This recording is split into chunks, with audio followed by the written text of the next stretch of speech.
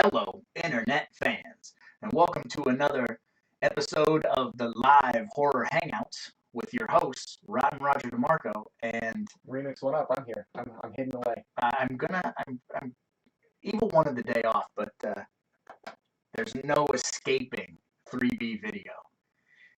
Come to me. I caught your ass. Who is that? That's your boss. Whatever, that dickhead ain't back here. He can't see me. I can see you right now. Put your beer away. We got. What am I doing? Picking What your am I nose. doing? I'm calling your bluff. Fuck is that?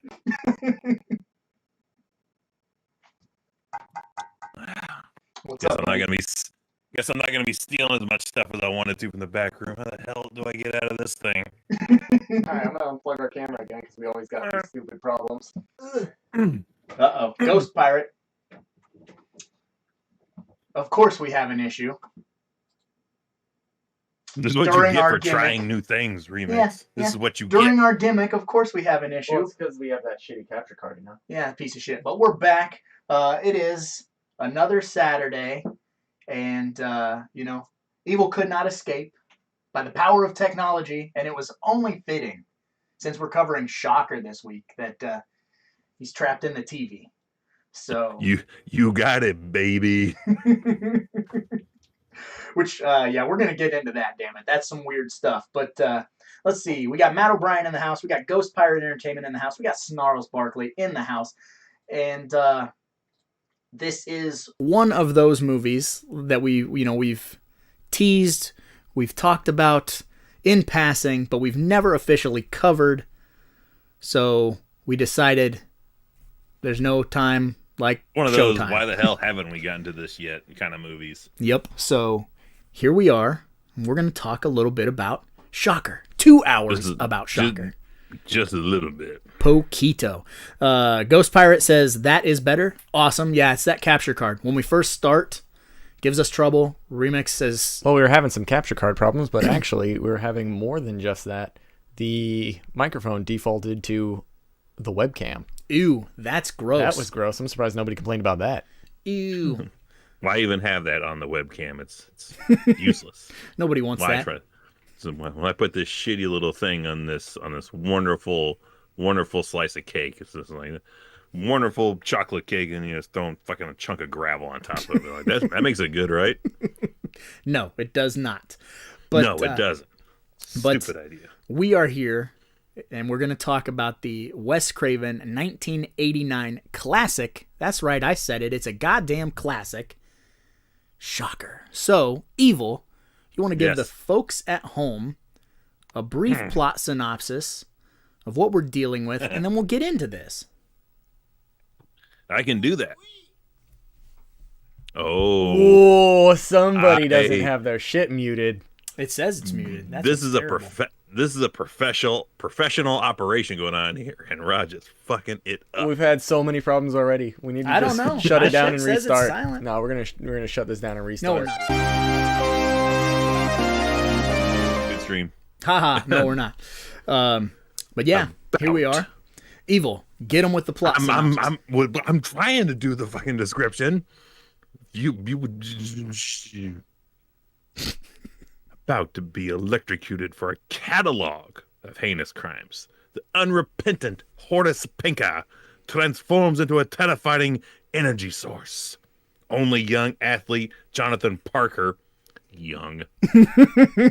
with an uncanny connection to Pinker through bizarre dreams, can fight the powerful demon. The two dive in and out of television programs, chasing each other from channel to channel through stunning scenes of disaster, game shows, and old reruns. Oh, yeah. Boy, we got a lot to talk about with this movie. Groovy Movies in the house. Snarl says he was lucky enough to see this movie in theaters, which he's told me that story a handful of times. They just let him on in. And, Mikey says theaters that were like that where I grew up too. It was like, nope, I've never had an issue ever when I was young being like, yeah, you can't get into this movie. I had one time in high school. One time I had some buddies who were like 15, 16, and I was like 17, maybe 18. And we went to go see Kill Bill 2.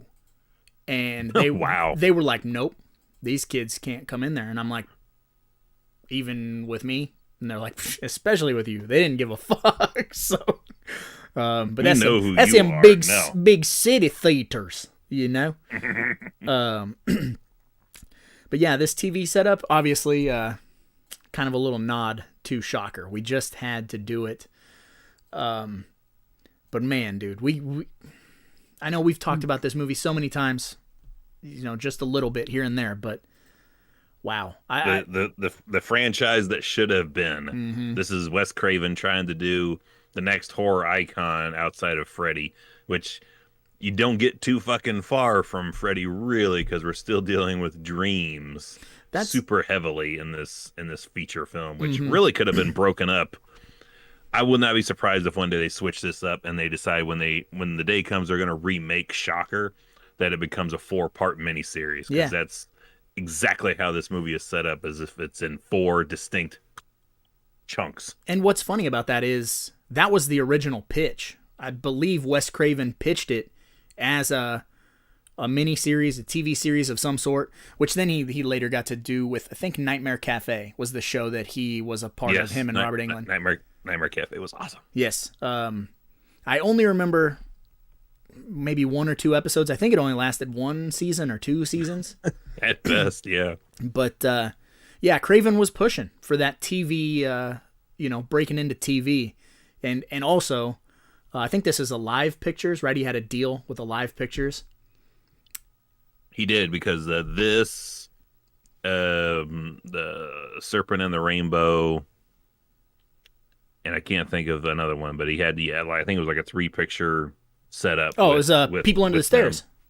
People Under the Stairs, yes, there it was. Yes, because they even, when DVDs were still, fairly hot commodity, they had triple features put out for a while, where they had the Wes Craven collection. It was those 3 movies. And they're not a hot 3 commodity DVD anymore? set. No, I'm sad. Not really.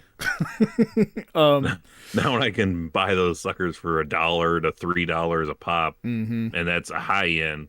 When we're looking at $30 DVDs and we're going $30 for a DVD, right? This ain't 1999, motherfucker. Get out of here.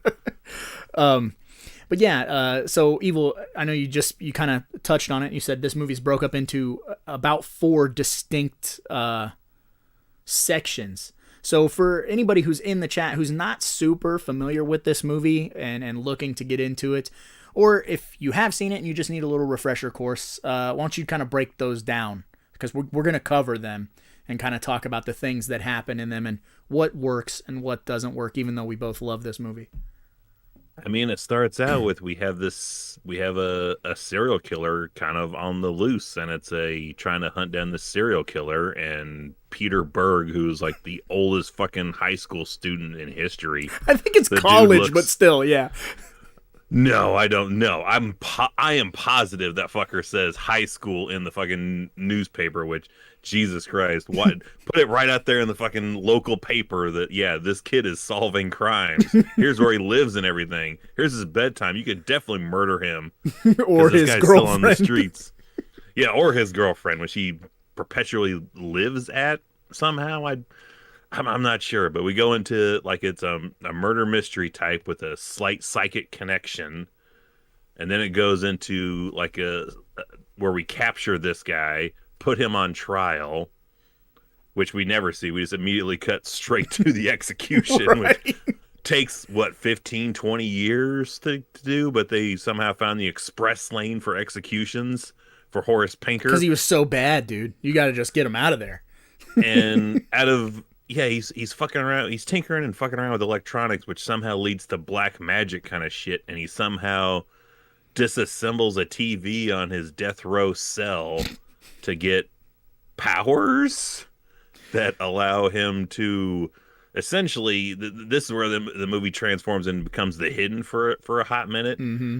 Somehow, electrical charges between touch of people is allowing the essence of Horace Pinker to transfer from this lady to a kid a fucking construction worker, a mom, and Pastori, the fucking transferred cop from Crystal Lake.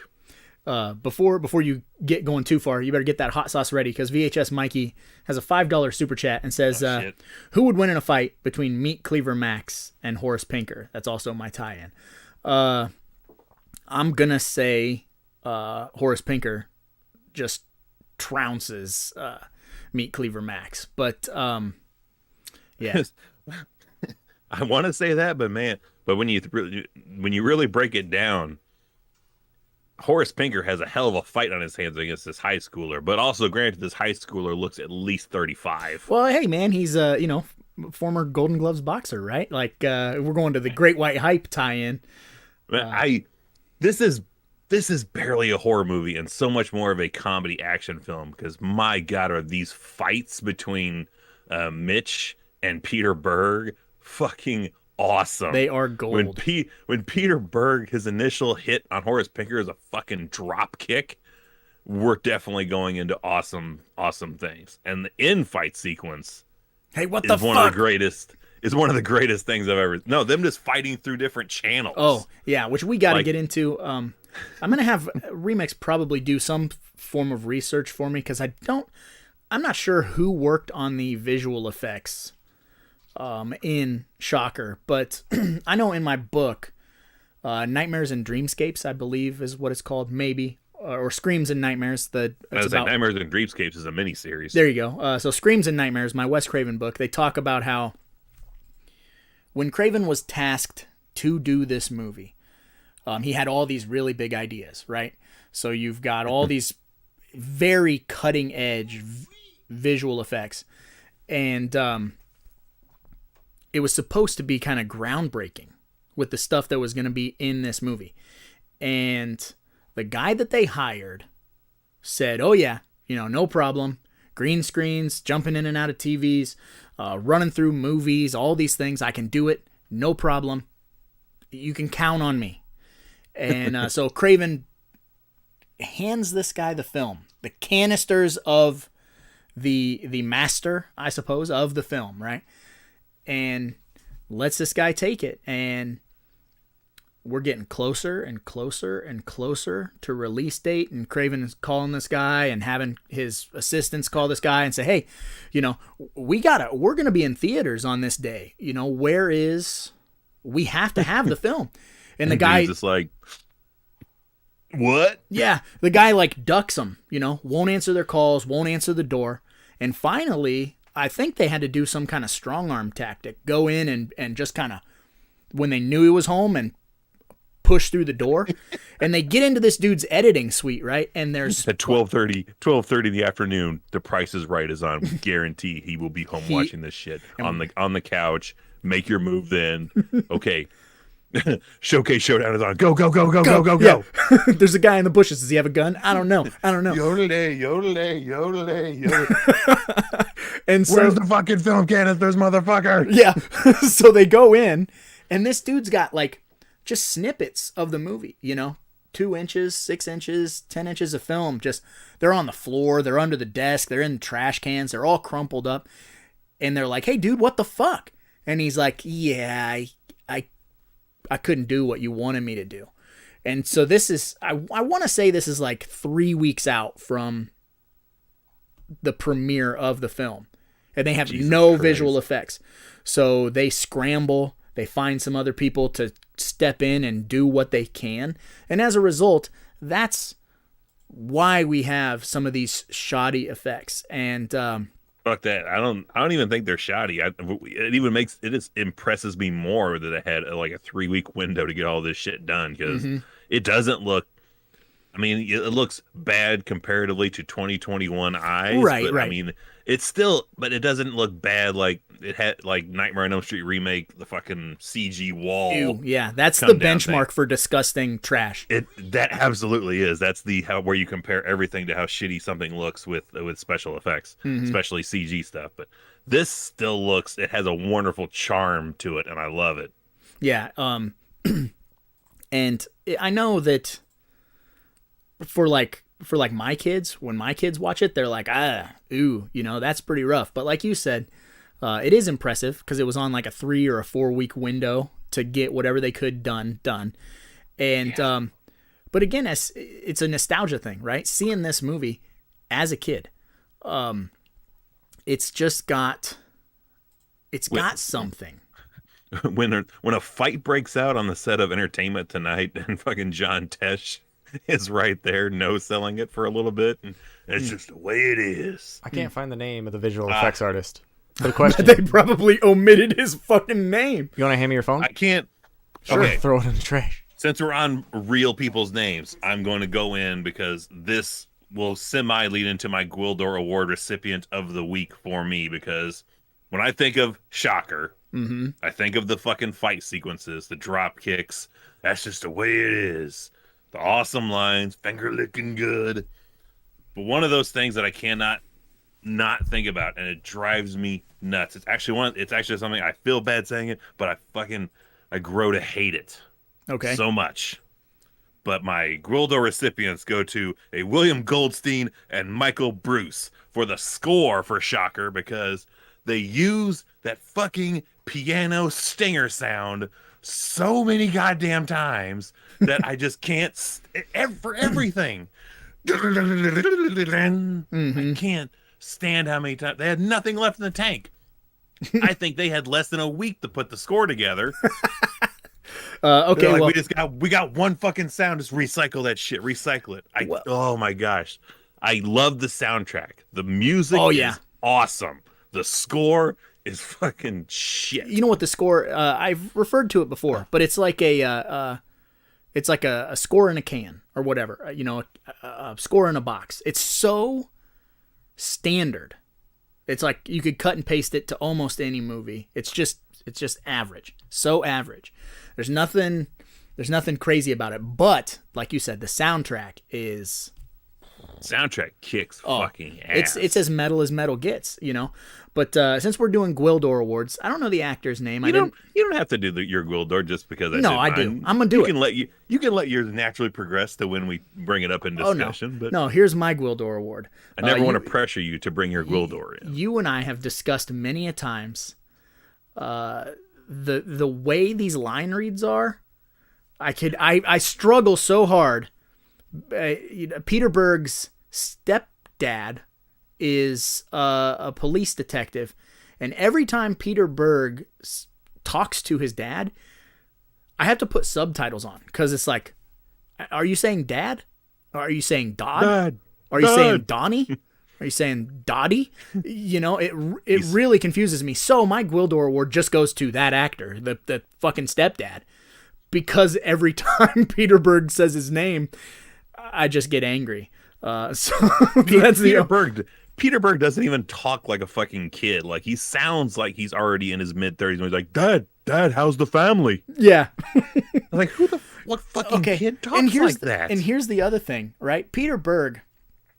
I love Peter. Yeah, I'm giving him a lot of shit, but I love him. He's amazing. When you look at his career, right? You look at him in Shocker. You look at him in The Great White Hype. You look at him in all these random things. Copland, Corky Romano. Corky Romano. Copland is one of my all-time favorite movies. But then he goes on to become one of the best directors in Hollywood. Like, dude is wicked talented. Ripped now too. Like, like if you follow him on Instagram, it's like he didn't even post like movie stuff. It's just him fucking just working out on a fucking punching bag. Well, hey, I'm telling you, man, it's that Great White Hype. He was. Yeah, I'm just waiting for him to be playing the fucking guitar while he's working out for one of these videos. Give us some butt I need whipping. to request that. Yeah, like, can you play? Oh man, Peter Berg, do not ever get on fucking Cameo, because you will get a check from 3B Video to recreate the butt whooping song. Right, 3B Video, you're getting ready for a butt whipping. And if that vein isn't ready to burst out between your eyes, I want my money back. But yeah, I wanted to bring this up because I grabbed a bunch of these. I thought it'd be a fun little extra thing to do, because one of the things that's in the trailer that's not in the movie is right before Horsepinger gets electrocuted and killed for the first time. For the trailer, you get to zoom in. You got any last words? Yeah. No more Mr. Nice Guy. Mm-hmm. Specifically for the trailer. So, Yeah, that it's different in the movie. So I thought I'd grab. I have a handful of these different criminals on death row that have their last say before they go in to get zapped by the electric chair. So figured I'd pepper in, let you know what some of these dudes who were facing death, what their final words were. So first up is Jose Velagas.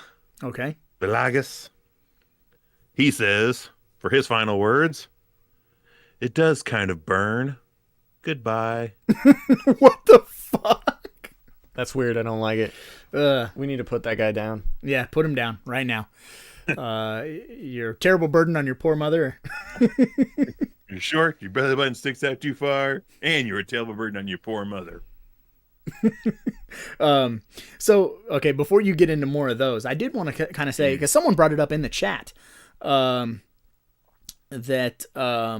this movie got a lot of things cut out of it to get the R rating, and that's true. 1989, man. It was submitted to the MPAA, I think, no less than 13 times to attempt to get an R rating. They were, look, if you got Wes Craven's name attached to a movie, man, they were like, strike one already. Yeah, that's an X. Yeah, you know, and when you look at the gore and stuff in this movie, right, the stuff that passed, that's in the movie, it falls right into that criteria that Evil and I like so much of.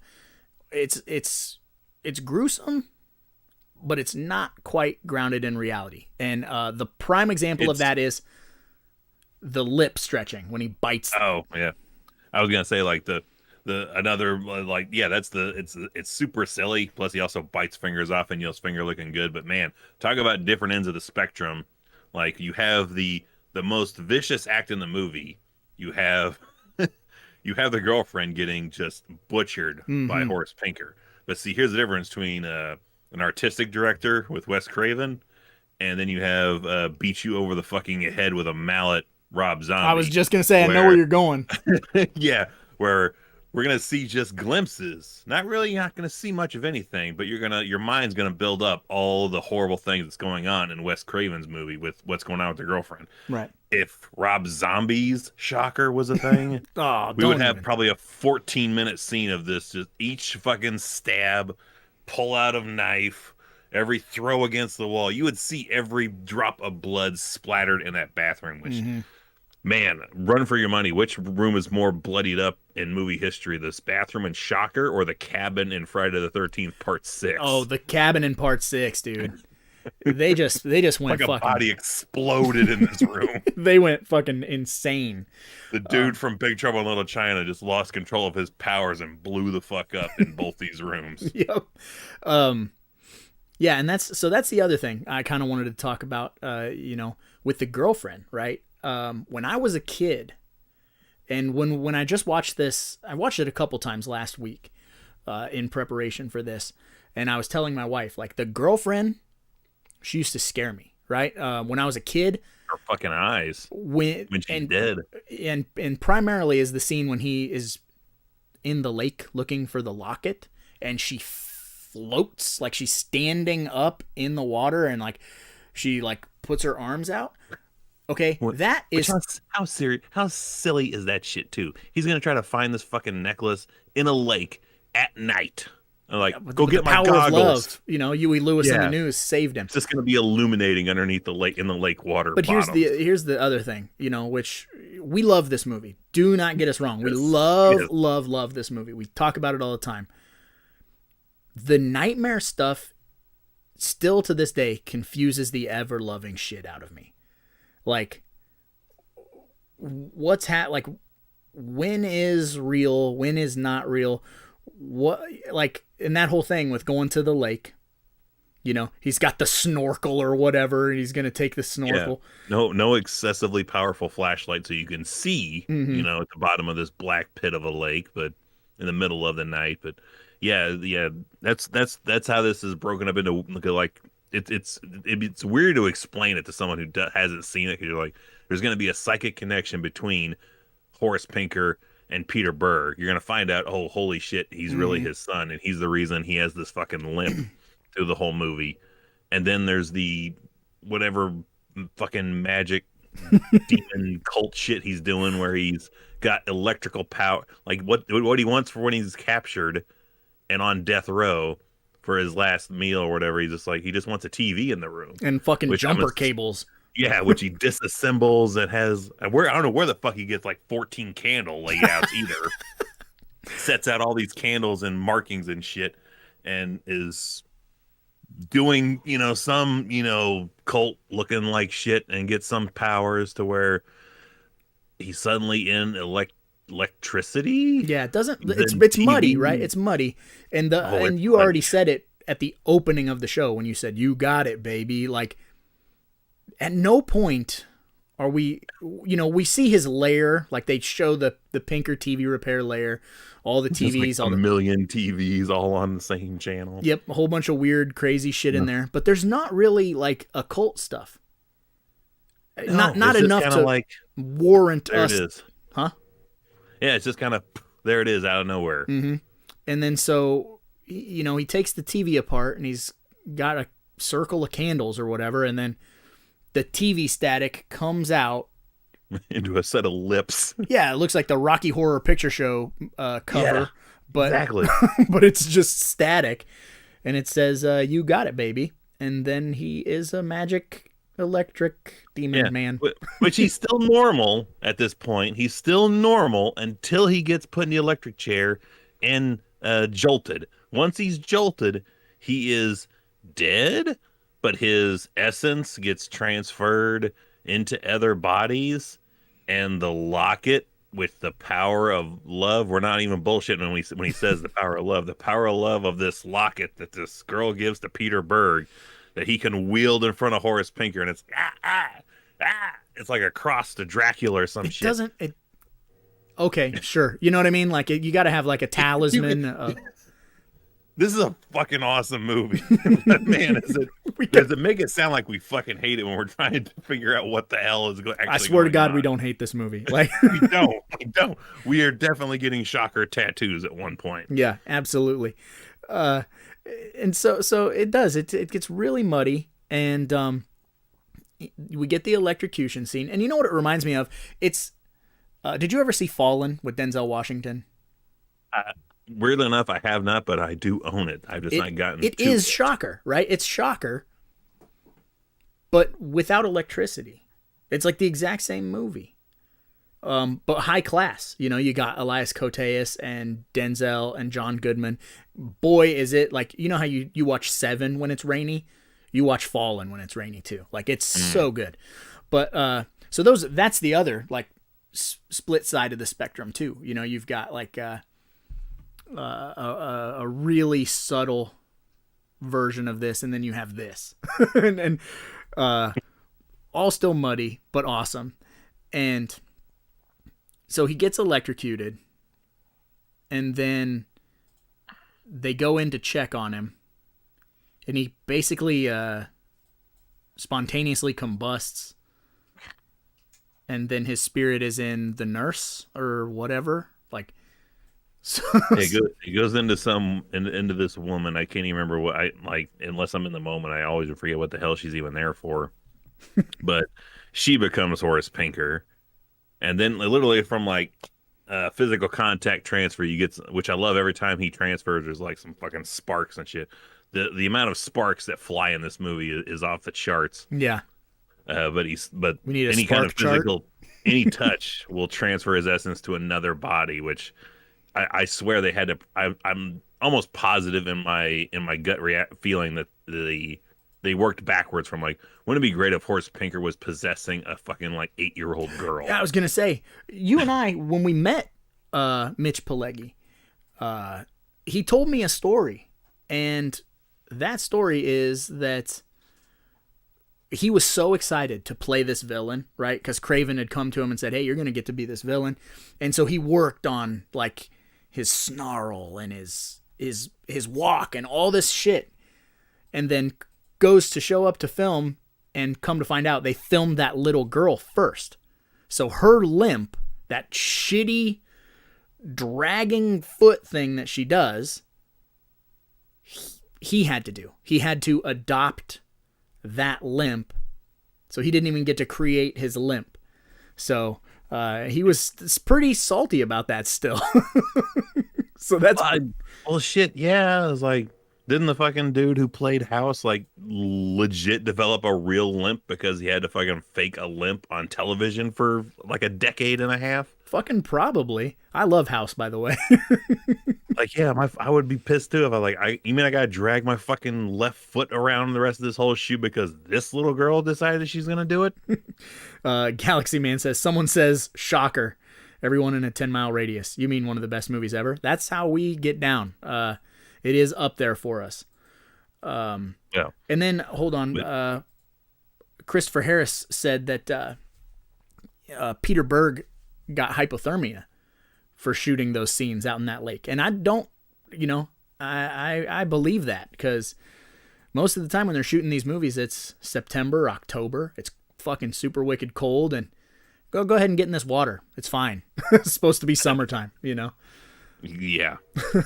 16 hours in a fucking frozen lake. Speaking of places you don't want to be, would you like to hear what our next death row inmate said as his final words before getting to the chair? Sure. This is from Thomas Grasso. His final words were, "I did not get my SpaghettiOs. I got spaghetti. I want the press to know this." That's a man on a mission.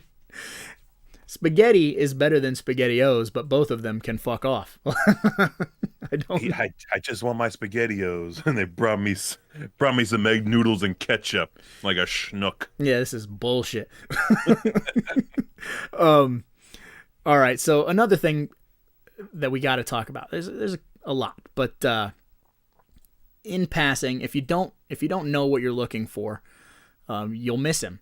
But you've got a great little cameo of Ted Raimi in this movie, who I would say a cameo plus because he's in a few scenes and he does get a death. Yeah. In the movie, but yeah, you're like you totally forget he's in it every time until you rewatch and go, oh yeah, Ted's in this movie. Mm-hmm.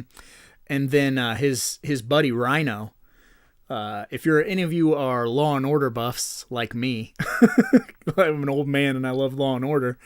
I think he was the DA on one of the series, maybe just regular Law and Order, yeah, he's from Law and Order. So every time we watch it, my wife goes, "Isn't that the guy from Law and Order?" I'm like, yes. Yeah, I've not reached that age level yet to where I'm gonna start watching Law and Order and calling it a day at 8:30 at night. What the hell's wrong with you? I'm living, man. LIVIN. Mikey wants to know if we have a cargo ward. We don't have a cargo ward, but speaking of people who are no longer LIVIN, our next death row inmate is Jimmy Glass. All right. Jimmy Glass. I feel this is a country dude. One from his mugshot and two from what he says. Oh, Jimmy Glass, his final words were, "I'd rather be fishing." Yeah. You'd probably rather be doing just about anything other than dying.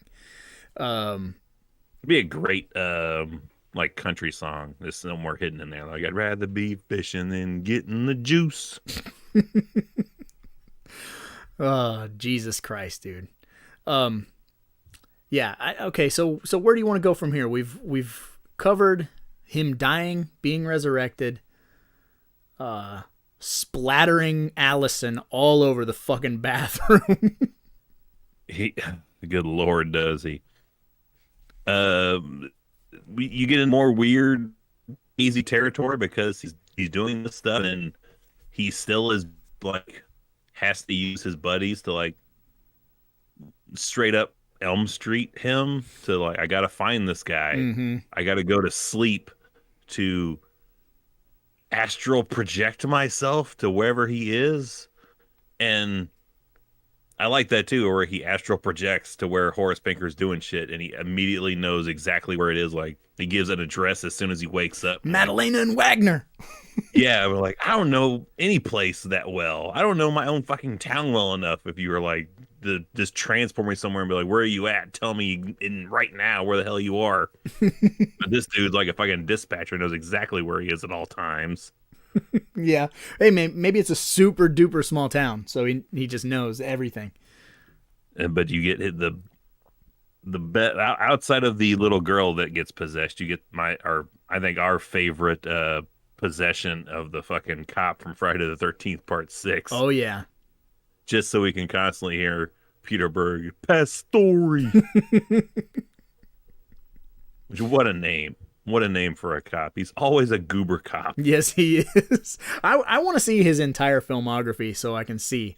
He just constantly plays a goober ass cop. You know, I mean, hey, that's typecasting, but if you're good at it, you're good at it, right? But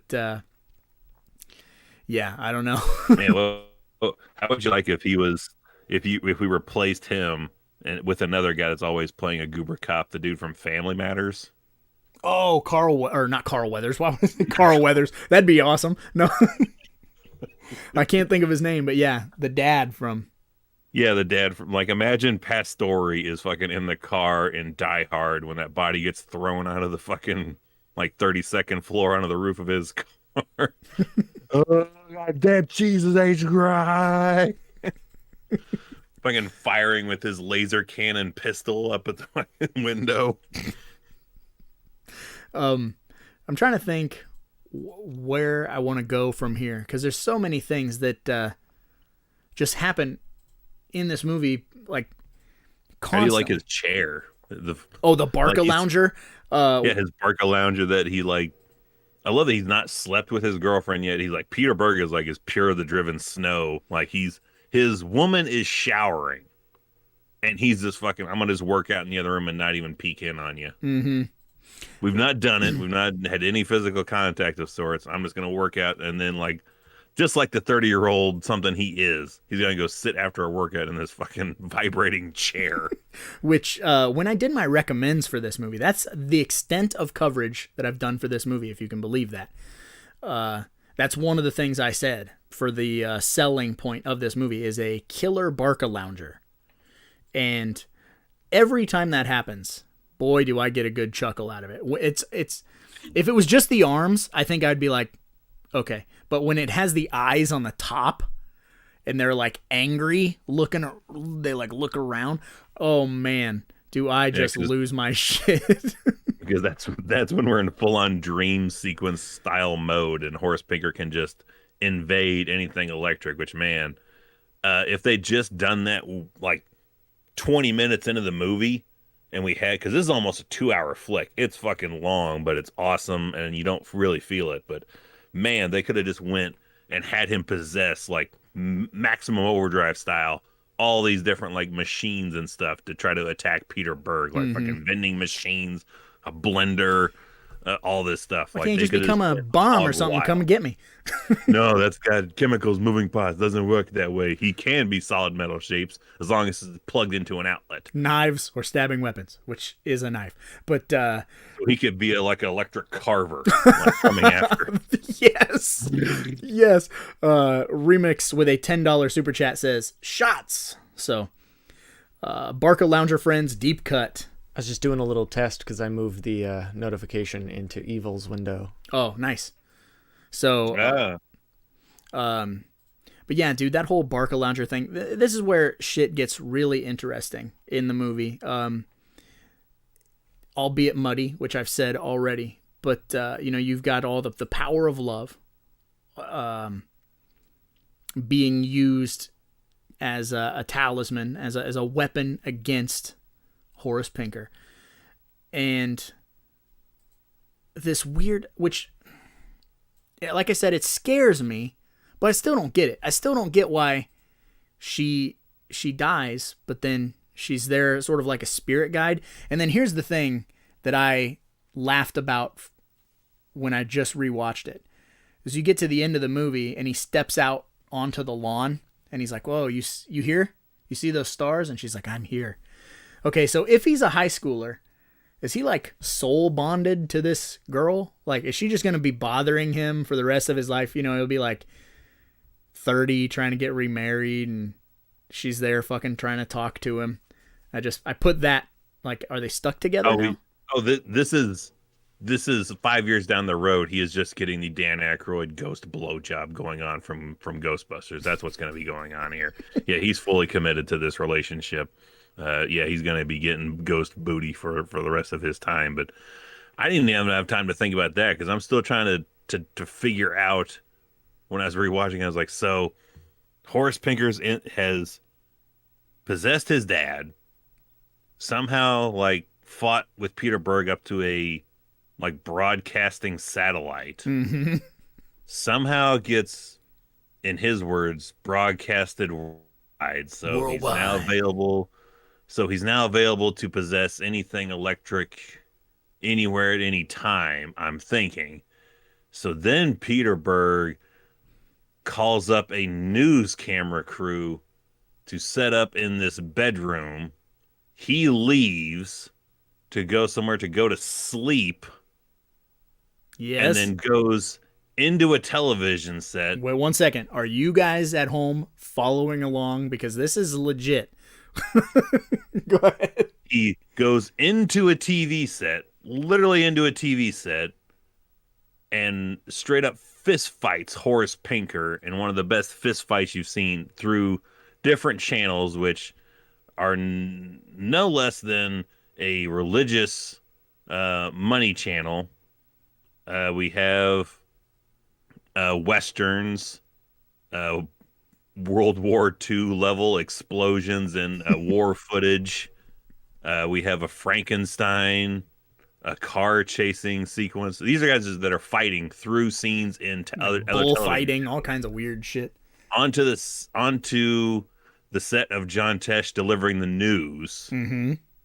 Then out of that TV set into someone else's TV set. They come out of another TV set in a random family's home, fight through this family's home, go back into the TV set. That lady almost got my Gwildor Award. Just want you to know. Oh, I love it. I guarantee they were going for a Roseanne type vibe with this fucking house and setup.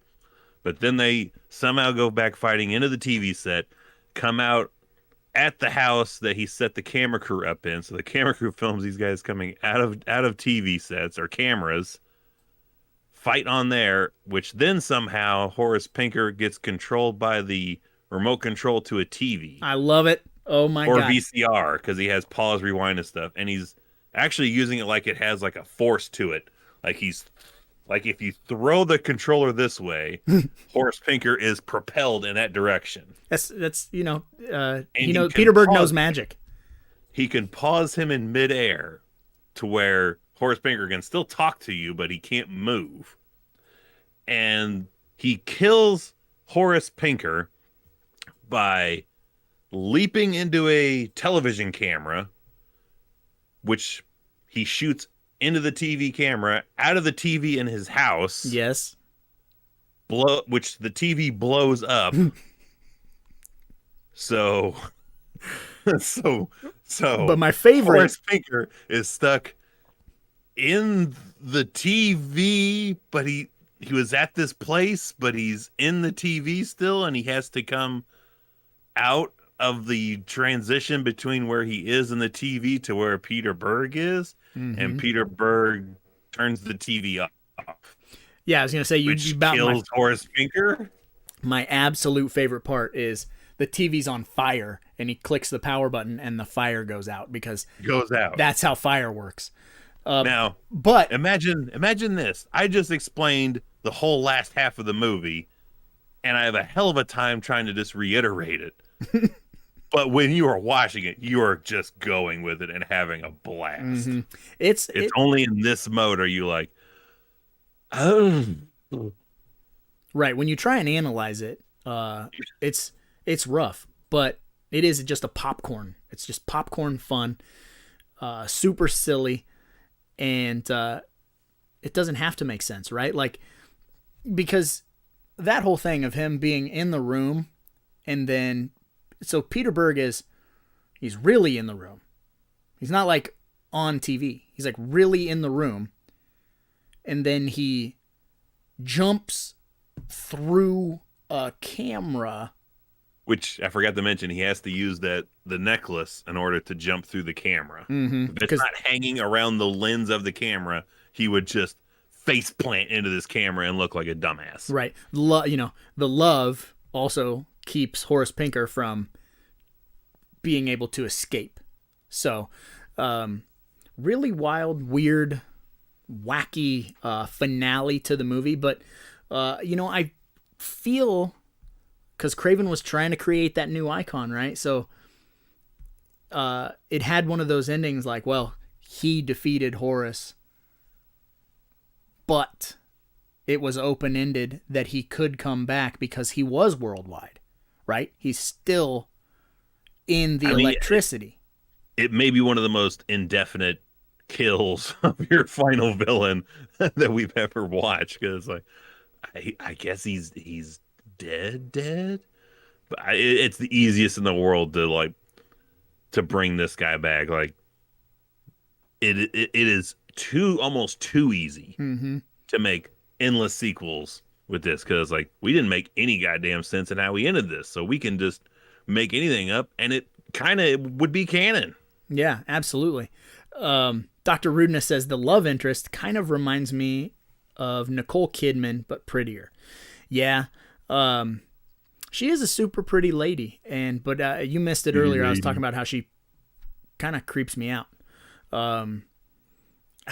Which I like. When I was rewatching it this week, the wife was in the room with me, and when he first is coming to her as a ghost, and he was kind of freaked out by it, she was like, "Would you be like that?" I'm like, "Yeah, because you're fucking dead." Yeah, I don't want no part of that. Is like, it's like dead people don't move around and talk. Yeah, room temperature. Yeah, I was like, "You look cold." I want no part of that. So, to go back to that right quick, speaking of people dead, would you like to hear one of the most famous heavy hitter people put to death? John Wayne Gacy, with his final words would have been were. Yeah, let's hear it. Kiss my ass. Pogo the Clown says, "Kiss my ass." Kiss my ass. Yeah, that doesn't surprise me, Man, and I mean, can't get more poignant than that, right? And it's just a goddamn shame, that this did not catch on and did not become a franchise. With all the trouble with the shooting and stuff, and this was it had like a $5 million budget. And I mean, we could lobby for this, because we still have Mitch. He's in awesome shape. He looks pretty much the fucking same. The dude hasn't aged since 1989. We still have Peter Berg. Yeah, that's and we true. we know Adam Green's a huge fan. Why doesn't Adam Green take up the mantle and make Shocker 2? Oh my God! If you're listening, Adam Green, let's make that happen. And I believe someone said it in the chat earlier, and I had heard rumblings of this, and I'm pretty sure you and I have talked about it before, whether it was a Dread Central article or what it was, but they were talking about how there was a possibility of a Shocker series or something. Some sort of reboot, reimagining of Shocker was in the talks, and I think that was around the time that Craven passed away. So, but I mean, here it is, 2021, and we still don't have Shocker 2, so. But we can see the key players in the movie are still alive. And man, wouldn't it be, like we said, you could make a sequel that's fucking easy peasy, make anything up, and it works as a story. But man, I can already imagine in my head, like, I'm just already picturing older Peter Berg thinking he's fucking long in the clear, and then this fucking ghost from the past, Pinker's still out there. Mm-hmm. He's fine. You had that fucking Nightmare 3 moment where he just fucking somehow gets caught up in a dream where he sees him again. And like, you. Yes, absolutely. I'm all for that.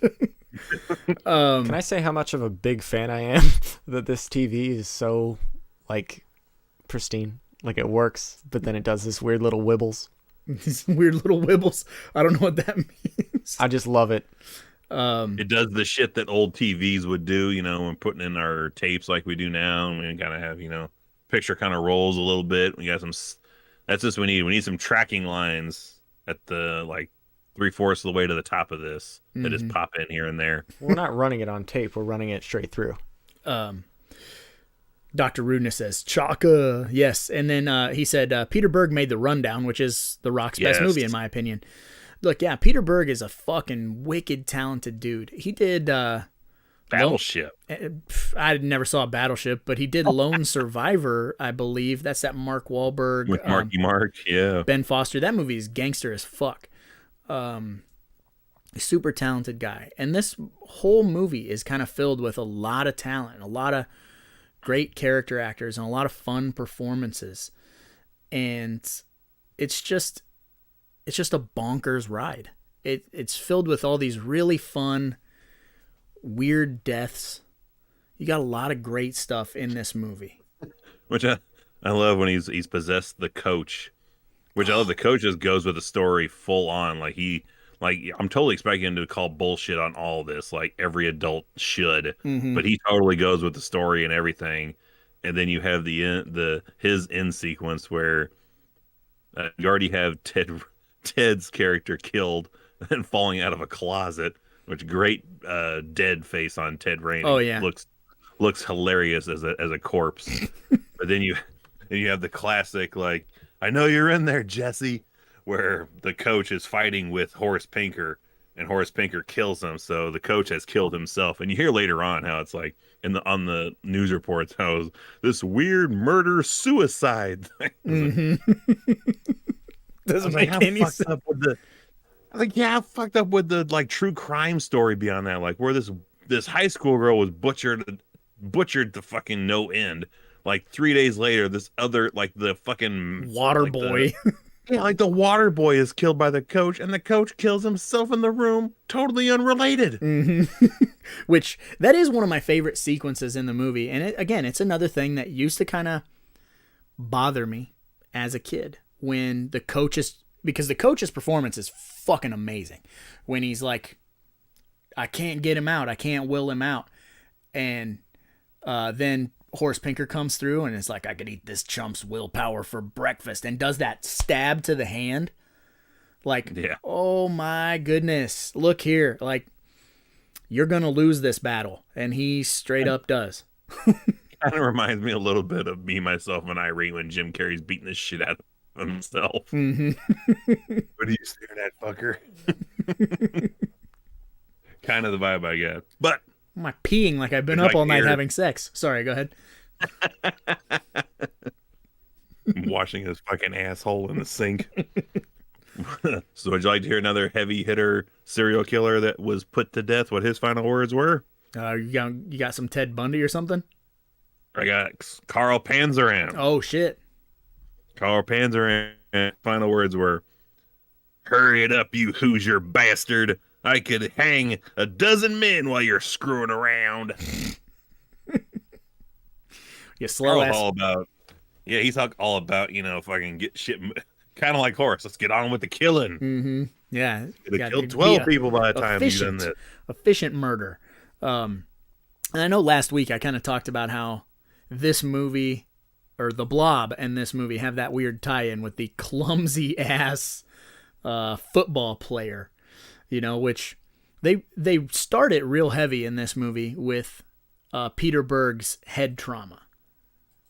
He gets a lot of head trauma in the beginning of this. That's what causes the dreams, is early onset CTE problem. And so, he gets a concussion. He's concussed, and then it's like, well, we better go home and take a nap. And I'm like, that's not what you do when you have a concussion. You got to stay awake. 8 months, he's just gonna be leaping off his head into a glass table that he has no idea what he's doing. Why'd you do that? I don't know. Dad, how's the family? Dad. Man, Corey, can we talk about this? Drives me nuts. And he's always got perpetually slippery hair. It's not wet hair. I don't know how to explain it. You know what I mean?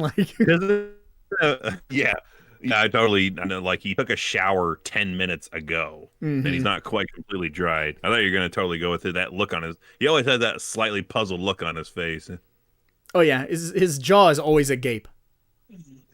It looks like his eyes are always like, what, where am I? What do we, huh? He's been injured. He's had the head trauma. What? Who am I here? Remix with another $2 super chat. So you don't have to take a shot or anything, but thank you. Do did you buy my children? Dad. Your internet hates us today. My children. Evil may be frozen. Just Hello. turning it back on. Hello, Evil. Just adjust my tracking. I'll be fine. All right. We're working on it. Yeah, we're almost to that 9 o'clock hour. So what have we not touched on? Well, I mean, we mentioned it early on how much I fucking hate the score to this, but the soundtrack compiled by supergroup The Dudes of Wrath Metal! to do the title song, which, man, it totally ties in with our movie we're doing next week. But man, do I miss a song that ties a movie all together for your opening credits, end credits, somewhere in the movie where you have a song completely dedicated to the movie. And it's like, and the fact that this is a hair metal super group. Yeah, that song alone is fucking fantastic. And then the other one that's like During the fight sequence. Is it Sword and Stone? That one's awesome. Every time I watch it, I always have the mental thought of I need to figure out what song this is during that the fight through the television channels, because that one is pretty awesome too. Like, it's just an awesome, like, it's a combination of like really cool goofy fights through ridiculous setups, but then you have this metal song playing while it's going on. It's like, this is just fantastic. It completely like a Men in Black erases your mind of trying to do of the storyline. It's like, I know, yeah. I missed the last half of what you were saying.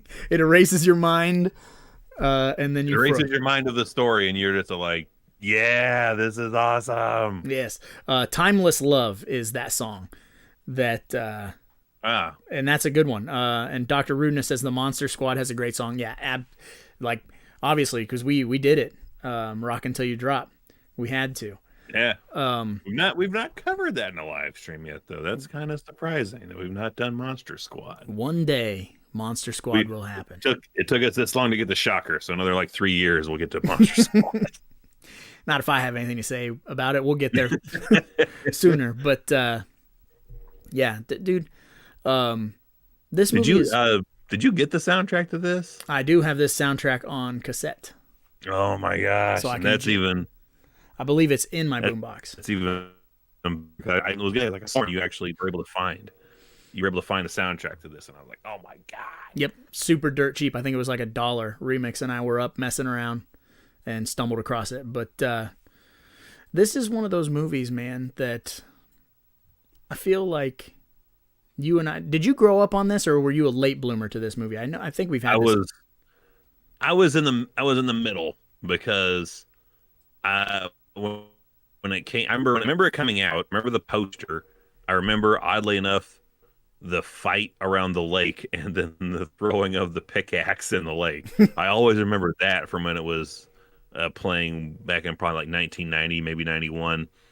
But until the DVD, that triple pack came out, is when I was able to sit down and watch it again from beginning to end. And then it just grew on me from there. But I remember glimpses of it from back in the day. But yeah, I'll throw myself more in the late bloomer camp with brief flashes of seeing it in its OG run.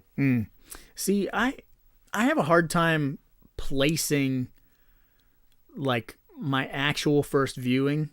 Like, I don't remember anything surrounding that first viewing. I don't remember like if my dad put it on or what, but I know for a fact that I had seen it had to have been, 90, 91, because I can remember the house, and we had only lived in that house up until 91. So, don't know how it came about. Don't know how I came to seeing the movie, but that's weird because I have almost the same kind of like setup. Like I remember like visiting like grandparents that were out camping like at a local campground, not incredibly far from where we lived, and seeing it on TV, and then going and getting the fucking McDonald's Happy Meal where you could get the little plastic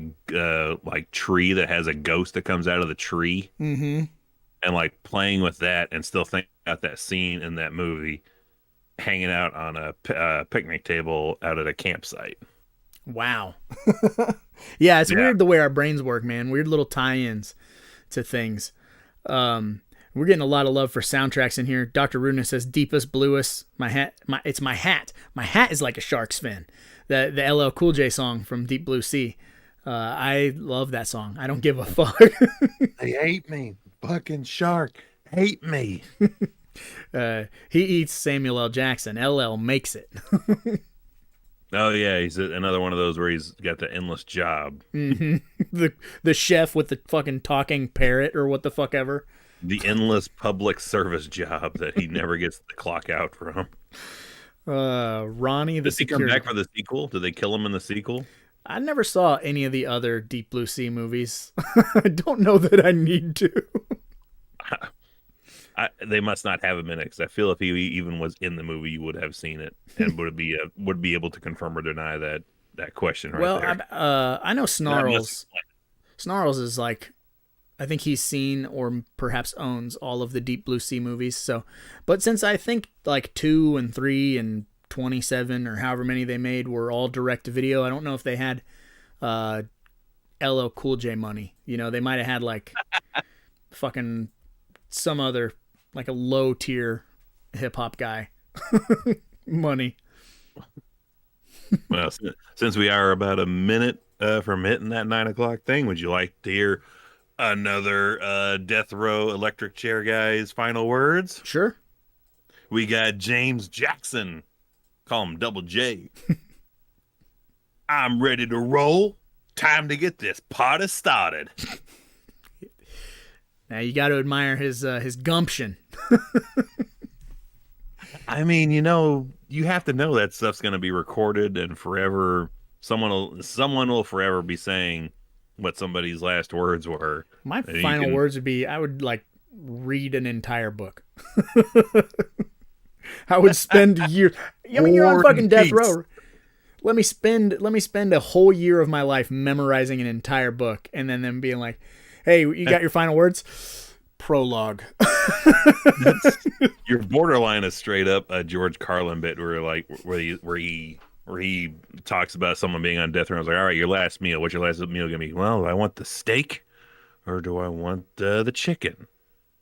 And like, well, we can't put him to death. He can't figure it out. You stretch it out for years and years and years, figure out what you want. And you're like, okay, after a decade, I finally decided I'm going to go with the steak. All right, steak it is. How do you want that cooked?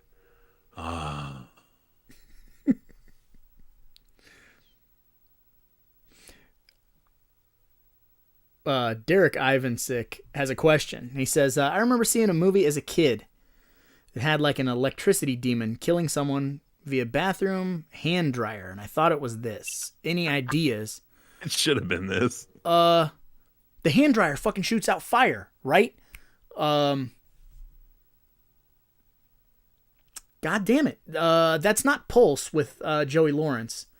What movie is that? I know that. I know that. I don't know. Let me fucking think on it. I don't know of a hairdryer or fire thing. Yeah, like he goes up to the hairdryer thing, fucking turns it up, like so it's facing his face, hits the button, and it fucking shoots out fire and burns the dude.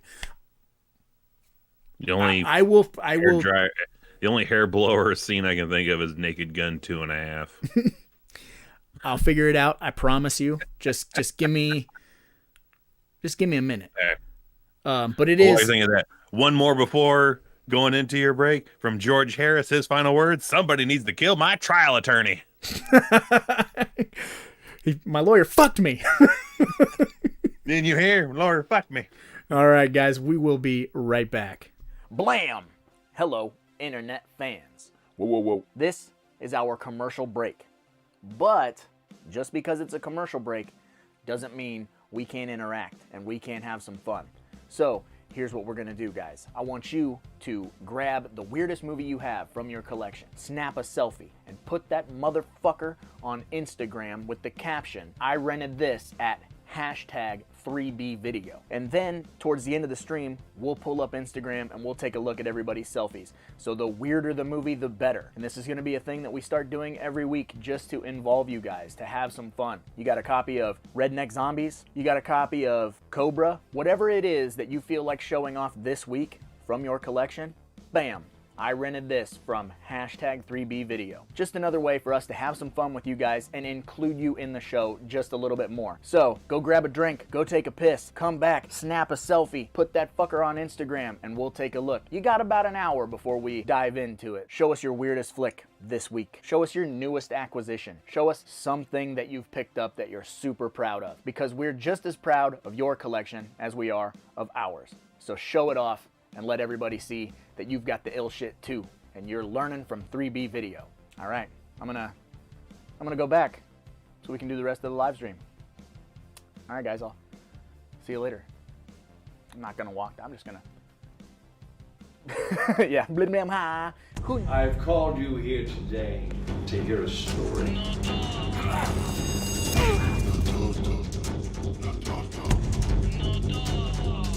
You must give up something you love.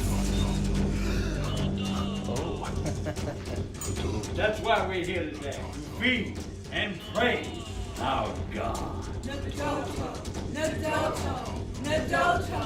is my God.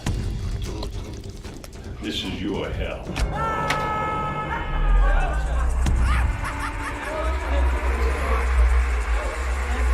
It does not want more.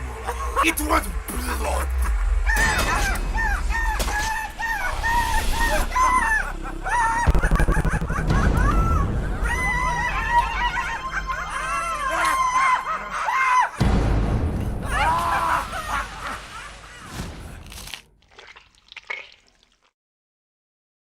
And we're back. I see the chat is trying to figure that out, whether it's Witchboard 2 or 976 Evil 2. I don't know. I'm gonna need to just, take some time and kind of walk around my movies. Part of me wanted to say Ghost in the Machine, but that is false. It's not in Ghost in the Machine. I've seen that movie a shitload of times, but it's not Instagram time. Instagram time's at the end of the show. No, Instagram will be the last 5 minutes. Oh yeah, we got other things to do. But yeah, it is. It's that second hour, Evil. So won't you let everybody know what's about to go down? Okay. Well, I do have two more death row final words bits. All right. If you'd like to hear two more final words from sure. guys. So. One of those two is Jeffrey Matthews. His final words. I love this one. This one made me chuckle. Which I'm putting context in how he says this, how I think he says it. So this might not be how he said it, but I'm gonna go with it. The phone is broke. He hadn't called. You got to say it again. Your internet hated us. I think the governor's phone is broke. He hadn't called yet. I got till midnight. The governor's midnight. He's gonna call. The governor's gonna. And the very last one, you'll will love this one. I saved this one last just for you from Robert Alton Harris. All right. Wonder if you can tell me where you may have heard this before. You can be a king or a street sweeper, but everybody dances with the Grim Reaper. Oh, that's excellent. Bogus Journey. Glorious. That dude had a sense of humor. Which I hope the guy throwing the switch is like, Bogus Journey? I'm like, yeah, like, cool. Deep cut. Fuck you. That's a pretty deep cut from a dead guy. Oh. You're a funny guy, Alton. I like you. That's why I'm going to kill you now. Ready, set, go. Yes, All right. we did just spend a good hour talking about how much we have. We kind of drug it over the coals, but in the most loving way humanly possible. Mm-hmm. How we just absolutely love Shocker. It's a movie we can't believe it took us this long to get to it. But the love fest, the love train, all the admiration we have for this film stops. It stops right now. We're taking that necklace of love and hurling that bitch into a fucking lake, never to see it again. And at that bottom of that lake where it's deep, it's dark, it's cold, there's no way to see anything out. And that is where the Amazon 1-star reviews live. Remix. Cue the graphic. Oh, it's over here. I really thought about doing that, but I didn't. I was waiting for it to be here. I just thought you were gonna do it. I'll do it. Give me a second. Put it Go on. Go ahead and do your stuff. I'll do it. All right, Evil. Let's do my stuff. Yep. Well, let's let the folks at home hear some Amazon 1-star reviews before you get started. Jelly Duck 100 is in the house. What's up, dude? Oh. Long time no see. Like our second ever patron. Mm-hmm. Ben Grimm said he just picked up 976 Evil today, the Eureka release. I don't know that I've seen that Eureka release. I know that there's like that one Blu-ray that's got the slip cover that looks like an old VHS cover, and I think Vestron put that out, right? And I'm gonna get that eventually. It looks all like weathered and wrinkled and shit. Like it's been like it looks like a rental tape. Mm-hmm. Like all the cardboard is bent up and stuff. Looking on it, yeah, I love it. Aged. It looks aged. Like a fine wine. Not a whole fuck of a lot of 1-stars. I got some, but not a whole lot of 1-stars for Shocker, which is good. I had to search a few different places to find these 1-stars because I just could not find a shitload of them, which I was surprised by. I figured people gotta hate this movie because we love it so much. Right. But I tried. I can't do it. We found some like Danielle. On July 9th, 2015, she says, 1 star, this movie sucked a lot. This was so dumb, I did not even finish it. Okay. I wonder where she stopped, because, man. It's got many an intermission. This is such a movie that if you had not seen it before, and if you made the cardinal mistake of like, I'm going to go take a piss really quick and not push pause, you will totally think you may have come back into another film. Yeah, absolutely. Because it's all over the place. It has multiple tonal shifts. But, yeah. But we love it. All right, next up is DJC. All right. Yeah. This is DJ C. These nuts. DJ C. These 1 stars. On June 21st, 2018, he says 1 star because I can't put 0 stars. Aww. If I wouldn't, the DVD player jumps from minute 17 to minute 27 or so, and I ordered a replacement. Same thing happened. Avoid buying it. He could have just been watching the movie because the movie feels like, did I lose like 10 minutes of time? This is a different movie now. Well, you're only missing 10 seconds, and I don't think it's super detrimental to the plot. You're all right. You're all right missing 10 seconds. Yeah, I mean, I'm trying to think. Do you think you could get the exact same amount out of this movie if you had the volume? If you didn't have the volume on at all, than if you did? Like if you were like follow the storyline, you think you could be about in the same? No. I think you could be pretty like. I mean, I think it'd be about that much different between someone that heard all the dialogue and someone that didn't hear anything. Of being able to tell the difference. Yeah, I mean, well, yeah. If you, I guess I was gonna say because sometimes I struggle with what the fuck's going on, and I've seen it, 20,000 times. You know all the words. Yeah. Exactly. That's what I'm saying. So, next up on the list, we got Scott B. Saul. All right. He says on June 11th, 2011, 1 star, an idiot movie. Well, if that's the way Wes you feel, Craven. just forget it. Wes Craven borrows from his own Nightmare on Elm Street by creating another wisecracking villain who lives in a netherworld. He also copies the well-worn notion of the monster that can bop from body to body that has been used in so many other movies, like The Hidden. Mm-hmm.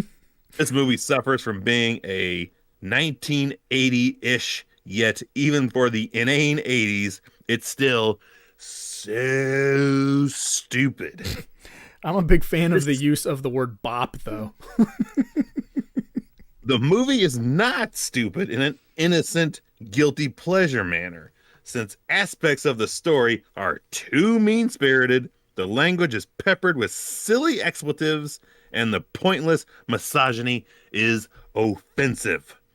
Hollywood laughed all the way to the bank with this, totally lacking of any suspense and scares, piece of garbage. You know, before you go on to your next one, you know, I'm just going to say it because I said it kind of at the beginning, like, well, I'm going to die on this hill. And I think you'll die on this hill too. Like, this movie, for all the problems that it encountered during production, is still awesome. Like, and I'll just die on that hill. I'll die on the hill of Horace Pinker is the fucking man. Wes Craven did a great job. And yeah, that's it. If it's an idiot film, then then I am an idiot. Works fine for me. I guess we're just a couple idiots. Well, you know. Yeah. Well, that's fine. Can't argue with it. Or that sounds on par. All right. Next on up, we got Miss Erie's Child. All right. That almost sounded like a Macho Man. I was trying to sound spooky. Well, he sounds spooky. Miss Erie's Child. Yeah. September 26, 2012. 1 star. I think my IQ dropped 20 points. I just rewatched this today. Haven't seen it since it was released on VHS way back when. My God. What a dumb movie. Before he goes into the electric chair, Horace requests a TV in his cell. Okay, where did he get the jumper cables? Hey, I brought that up too. Candles and the huge books from. And it just gets worse from there. That's awesome. Hey, you know, I can't be mad at that review.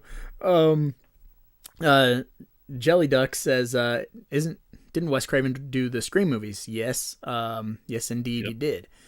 And then Matt asked, if Evil, do you like Youngling? I don't know what that is. That's probably a wrestler of some sort. I don't know what that is either. I don't know. Maybe even yodeling. Do I like yodeling? And yeah, I like yodeling. I can't yodel, but I enjoy it. But I'm down with it. Hey, we got video store review in the house. I said, loving the setup, guys. Great work. New to the channel, but keep it up. P.S. I haven't seen Shocker ... yet. Yes, that's the key. Yet. Go back at the end of this. Watch this from the beginning. We'll do our damnedest to sell you on this movie. We love this movie, even though it is riddled with shortcomings. But it's a fun-ass movie. Let's see. Matt says, I love Shocker, but I'd put My Soul to Take over it. Whoa. Wow. I try to give My Soul to Take a fair shake once a year. It is growing on me, but it's no Shocker. It's no Shocker. Oh, Youngling is a Pennsylvania beer. Haven't had it yet, so I will add it to the list if I ever come across it. If you have a screenshot, a picture of it, throw that in our Discord so I know what to look for. Yeah, I'll keep an eye out for it. Someone Ben Grimm says Macho Man and Andrew Dice Clay mixed. Maybe I can try Andrew Dice Clay for this next 1 star. Little Miss From John D. Page. on June 26, 2006. 1 star, not really very good. Wes Craven must have been trying to do the Elm Street thing again with this lowbrow non-horror movie. A waste of film and time.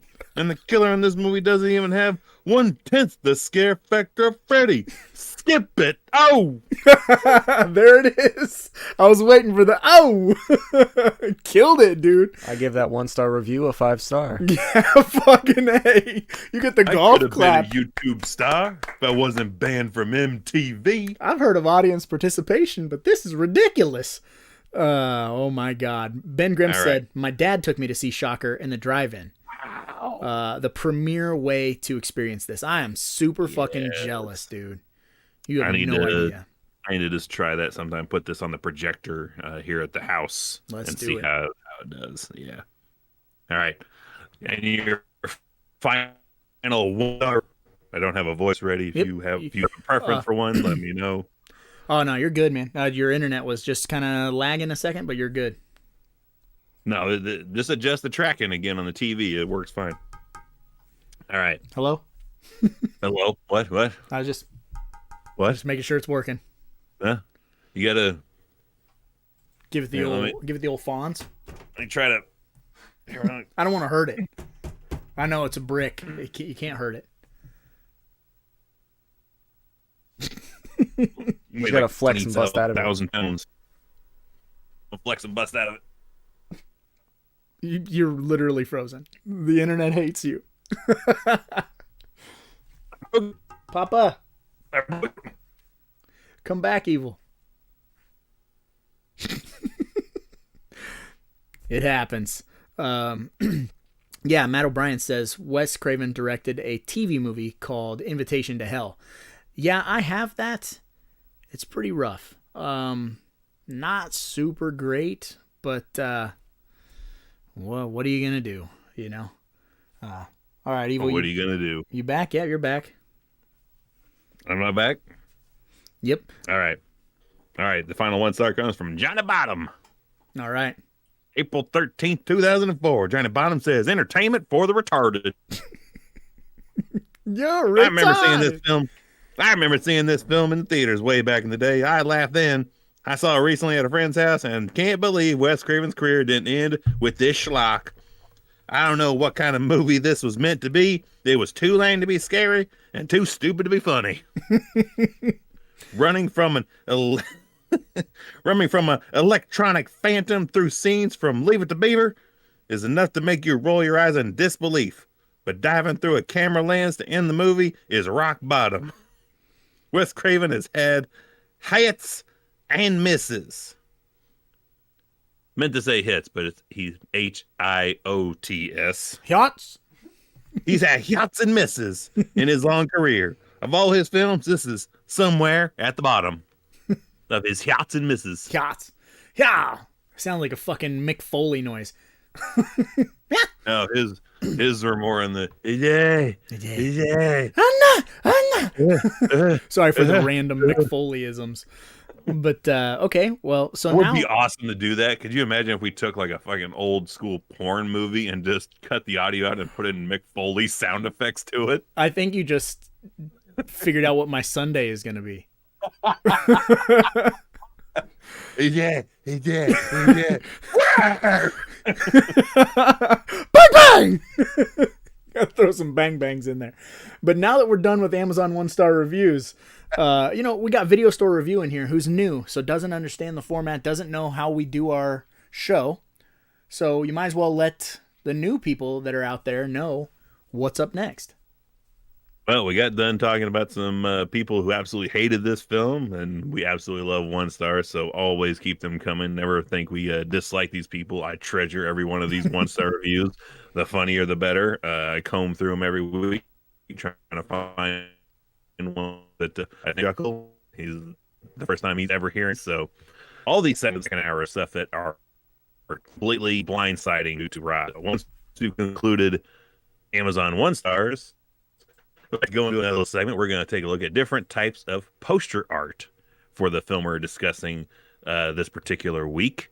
This week being Shocker. So I try to find as many posters as I can, domestically, internationally, all over the place. Ones that I find that have been put out there, and we're gonna make a determination. Everyone here at 3B Video and in the chat, we're gonna all need an opinion on this. You have to participate. It's part of the rules. Mm-hmm. We're gonna look at these posters and decide one of two things.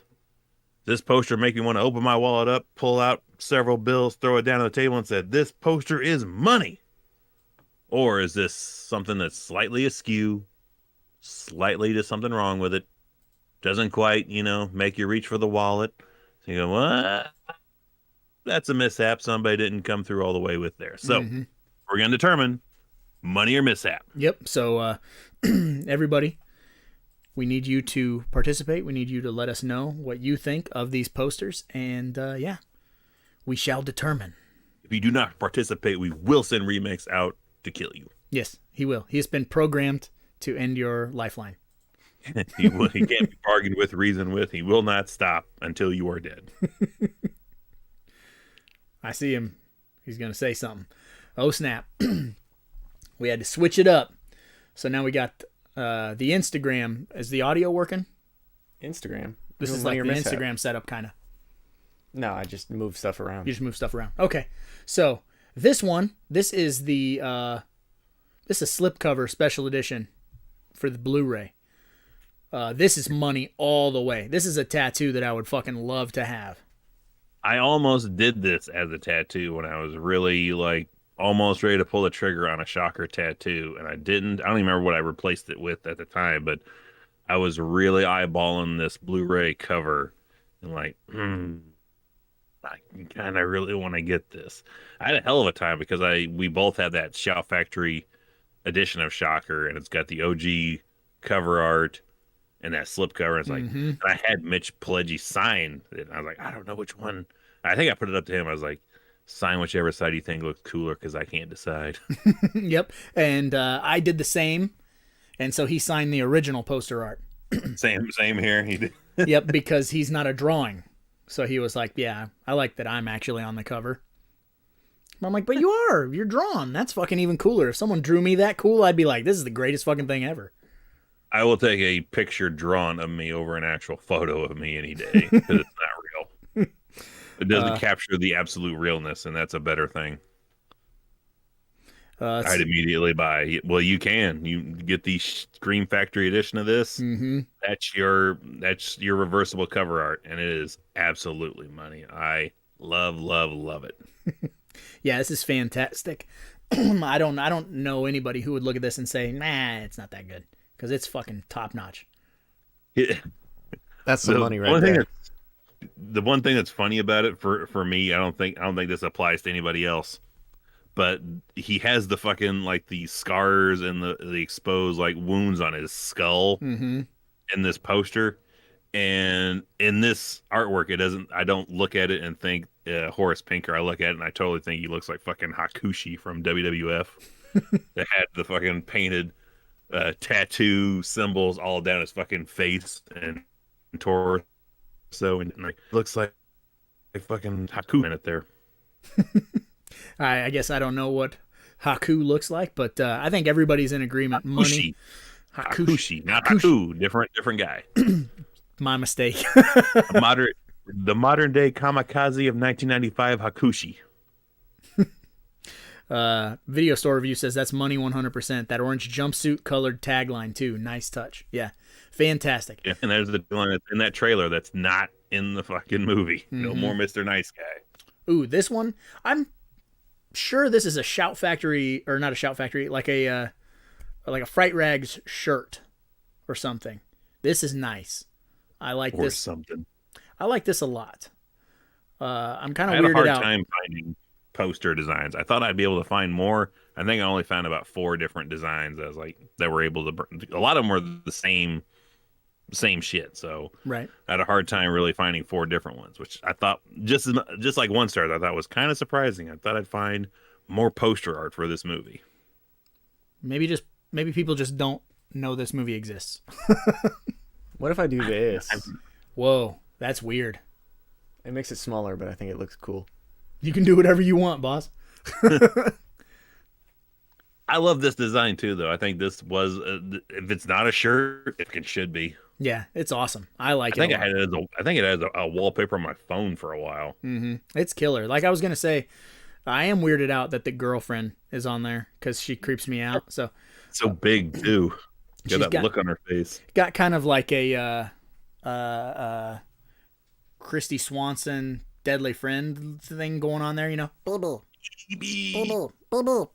So, which is another Wes Craven movie that's super fucking underrated. That we'll cover one day forever. Spend 2 hours blabbing about how much I love that movie.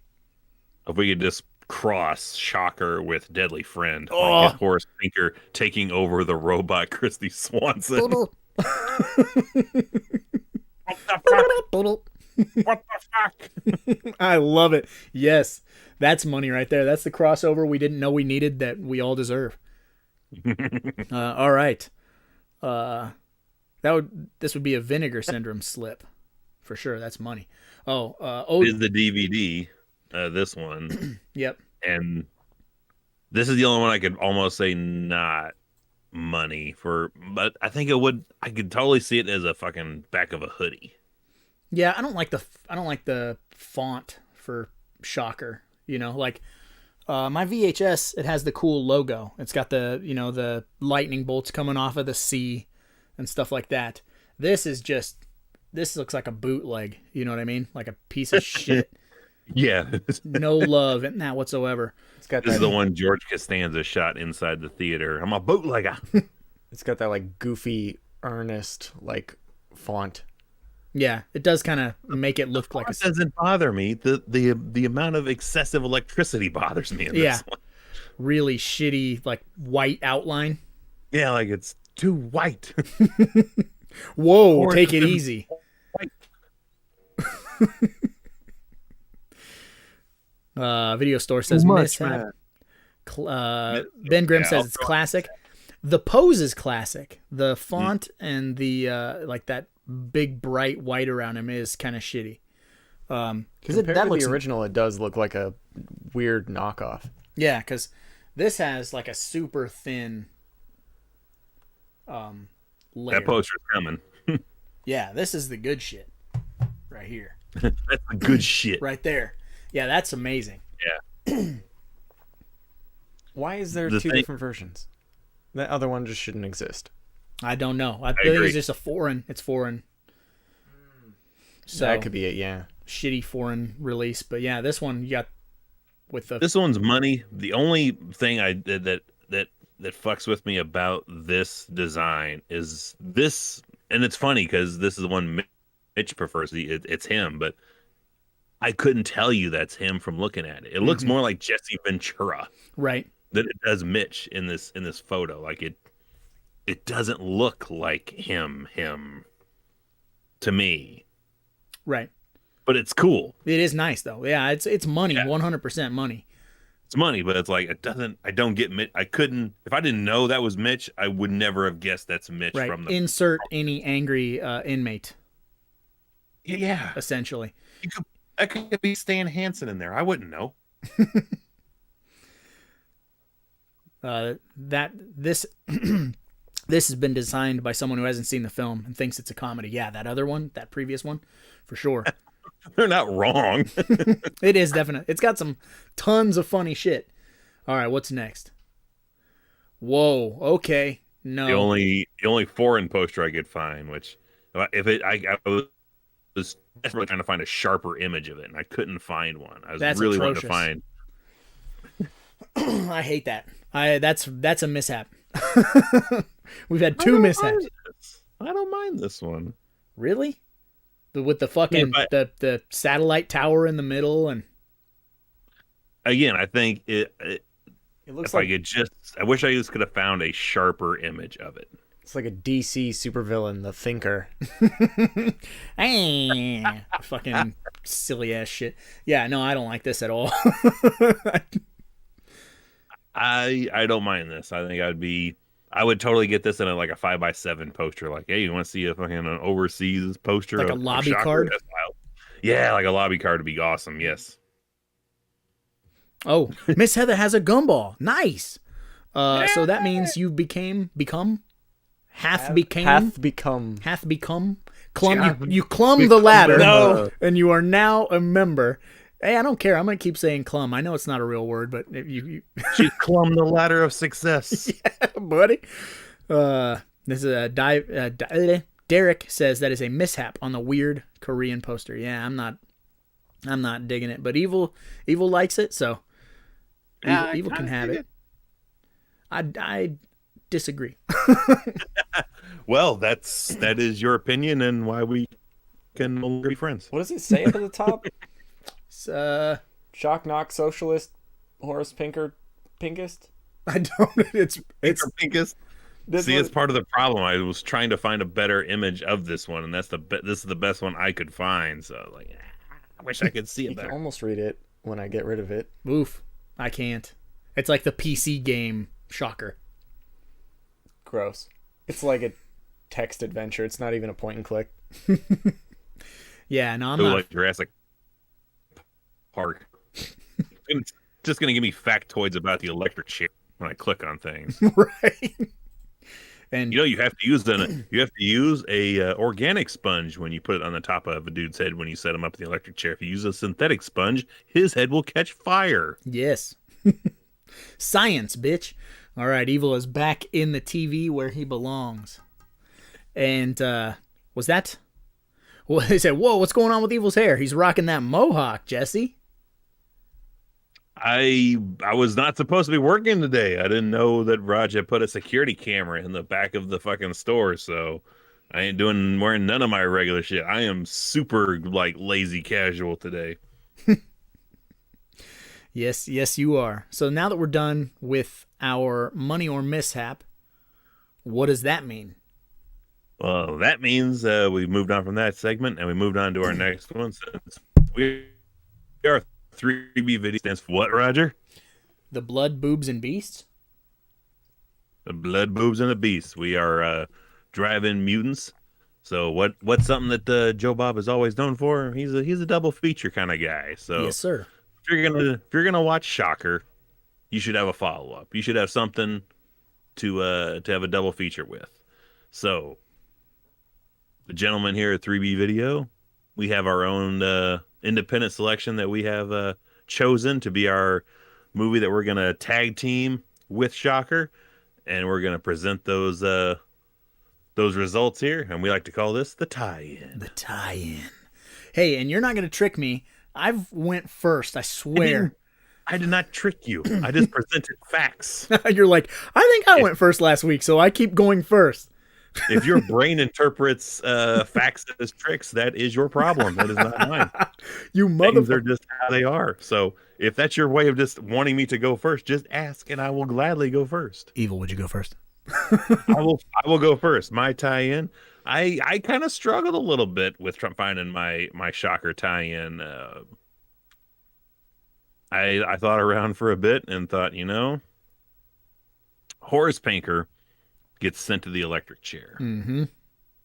And after getting injected all that juice, he becomes a new man. Prison and the electric chair changes who Horace Pinker is in the movie from that point on. He's a different guy. Okay. So I went with that as a theme. So my tie-in for where prison and the electric chair changed a man into something else entirely, I went with Ernest Goes to Jail. Oh, shit. Yeah. Electro Man. Ernest P. Worrell, Electro Man. Yeah, It's my way, sent to Lyle. I'll jail. zap you. Has to fight his evil doppelganger with electro powers. So it even extends to you have a lot of electricity flying around. You even have faulty machines. We have a fucking Barcalounger that tries to kill Peter Berg and Shocker. We've got a floor waxer that just destroys a fucking local bank on a nightly basis. File cabinets that chase down Ernest. Yeah. Why are you always locked in the fucking vault every morning, Ernest? Why are you unconscious again in the vault? Before you continue with why you picked this movie, W. Stein79 hit us with a $2 super chat and says, Mulder and Scully discover Skinner's dark past. Yeah, buddy. That's what's up. Man. And it's such a fucking 180 for Mitch Pileggi. Mm-hmm. Like from being Skinner in the X-Files to being this fucking balls to the wall killer in this movie. Well, yeah, X-Files was after, right? Because Yeah. Shocker was X-Files 89. like- yeah. We got a lot of people hitting with some tie-ins. Jesse says Shocker and Dr. Giggles. Derek said Ernest goes to jail? Question mark! Exclamation point. Ready Player Movie says it might be a bit predictable to pair it, but I'm going with The Ring. Dr. Rudeness says Shocker and Elm Street. They became worse after death. Jim Carrey, the Cable Guy. That's Nice. a pretty good one. Yeah, I that's kind real of good. go with the Cable Guy. And so Yeah, I just kept going back to Ernest goes to jail, and I was like, two guys that end up going to jail get put in the electric chair, and they become superhuman after the electric chair. yeah. And you know what's funny is I actually used that exact same criteria for my tie-in film. Really? And I tried to not tip my hat because right off the bat, we're like a minute into the live stream, and VHS Mikey kind of called me out on it. And his tie-in is the exact same as mine. My tie-in is House 3, the horror show. I mean, because that's the other Shocker movie. it's literally Shocker. You have Meat Cleaver Max with his Dan Aykroyd ass laugh. He's the goober from Tango and Cash, the fucking dude with the ponytail. Ponytail. I always think of him in Armed and Dangerous too, where he's one of the dudes that's chasing down Eugene Levy, and he's like, "You made me run. I hate running." Which rest in peace, because Meat Cleaver Max is no longer with us. But Mitch wins. Yep. And Mikey was not wrong. You know, this is an excellent pairing because it's like watching two versions of the exact same movie. I mean, they are fucking so close. And the weirdest part is, aren't they filmed like almost at the same time? So there's not really any way you could put like copycat on one of them, because they're like, you couldn't have copycat unless someone was literally working on one set and then going over to the other one. House 3 and Shocker are the Dante's Peak and Volcano of electrocuted, resurrected, electrical maniac murdering people, I guess. What a quadrilogy that is. Like, you want to watch 4 movies where 2 of them are almost identical, but they're not, but they are. Yeah. Oh, and W. Stein 79 nailed it too. Shocker and Ghost in the Machine. Ghost in the They Machine, belong together. Yeah. That's a great fucking day. Shocker is very malleable when it comes to where you can put this movie with. Because it's such an all over the place movie. You can literally fast forward a half hour and you're in another movie almost. And you know, like I say every week, and you say every week too, when it comes to the tie-ins, it's something we don't fuck around with. We don't take lightly. We really put a lot of time and effort into what we think is a good double feature. And the second that I knew we were doing Shocker, I was like, that's House 3. Like I didn't have to think. I didn't have to deliberate. And I actually watched them both back to back. I thought of for a hot minute House 3, and I was like, too on the nose. Yeah, it's really on the nose. But I had actually, like, for a minute entertained the idea of Ghost in the Machine. And then I went down a weird rabbit hole of like, well, what about Lawnmower Man? You know, and then and then I went full circle back to House 3. You know, and House 3 just, so I literally did do the double feature when I watched Shocker, and I was like, yeah, that feels right. That feels good. You know, like, we're never tied to just doing a horror movie with another horror movie. Like clearly with mine, we got whatever the hell you classify Shocker under, and you got family friendly fucking Ernest Goes to Jail. Mm-hmm. So you're never confined by horror movie rules when you're doing your tie-in. Right, you can tie it into just whatever you feel would be a fun tie-in, whatever genre it happens to be. Yeah, whether it's the first movie in your double feature or the second movie, you know, you want to start your night kind of light, end it on Shocker, or start with Shocker and then end it on some, I feel I would want to start with Ernest Goes to Jail and then end with Shocker. Shocker, I think, has a good final scene that's kind of like, okay, I can go home now kind of vibe to it. So I'd have to go the comedy and then the other comedy. Christopher Harris says Pinocchio's revenge also has something to do with a killer in prison getting sent to the electric chair and comes back as the doll. That is debatable, whether or not that doll is possessed, right? Like, they leave that open-ended to where it being like, well, was the girl just fucking crazy and just the doll wasn't really moving? But yeah, that's a good tie-in for sure. How about some body bopping tie-ins with Jason Goes to Hell? Oh, Remix's tie-in is Jason Goes to Hell. I like the body bop. Good Not the best Oh, he body didn't. bop horror movie, but I would definitely didn't? tie in. No, You didn't tie in the hidden? No. See, I was thinking the Shocker's not perfect, but neither is Jason Goes to Hell. The Hidden is perfect. Hey, I'm saving the Hidden tie-in.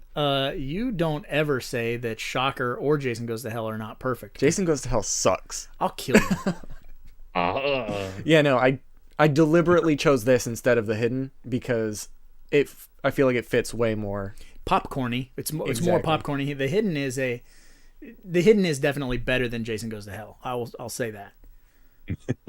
But Jason Goes to Hell is fucking rad. So you know, Perfect tie-in. yeah, it's a good tie-in. Not bad. I was on that. See, I was in that borderline too. I was like, I could go body swap like this and do the. That's a triple feature, dude. Jason Goes to Hell, Shocker, and then Woo! then the Hidden. Yeah, you've got the Dude. fucking. If it's raining tonight when you get done with this, if you have the gumption to watch something you haven't ever seen before, watch Fallen. Just throw it on, open the windows, let a cool breeze come in, and give that a go. Right as Derek says, The Fallen. Fallen is because Fallen Body is bop. Fallen is so fucking good. There is a spider on my ceiling. It means there's a spider on your motherfucking head, man. Quit! Don't you fucking come over here, you fucking dirty bastard. I'm gonna end this live stream fucking 20 minutes early if that fucking spider comes near me. You gotta stay professional. No selling this stuff. I'm not selling that little ass spider.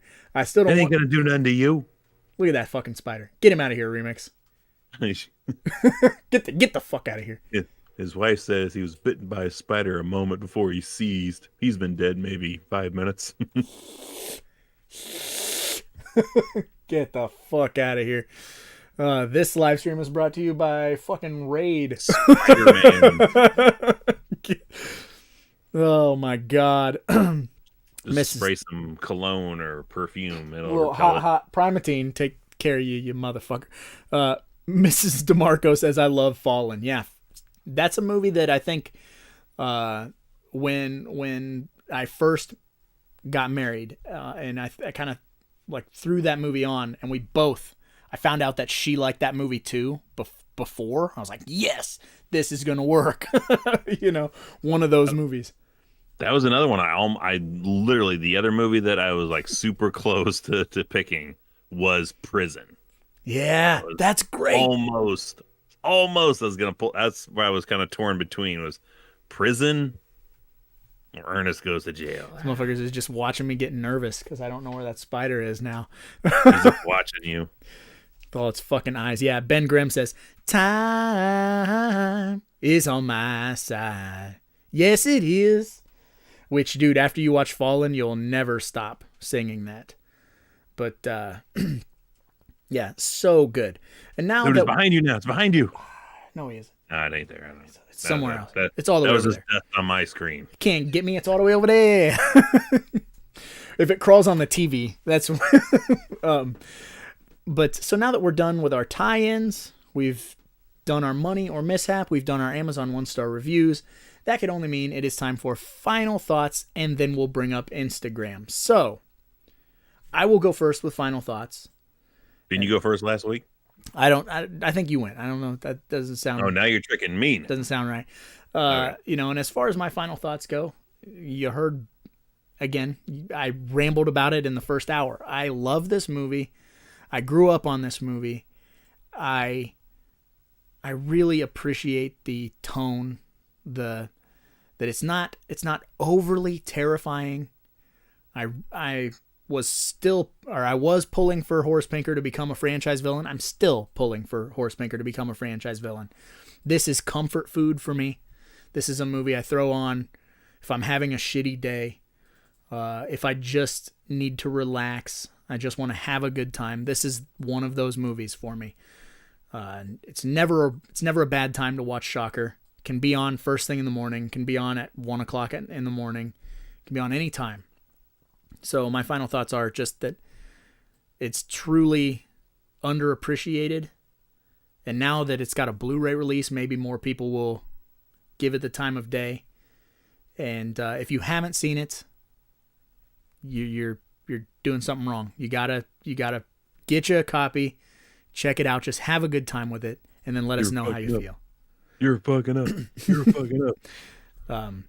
Yeah, so get yourself a copy and check it out. But you will have a good time. All right, Evil, what do you got?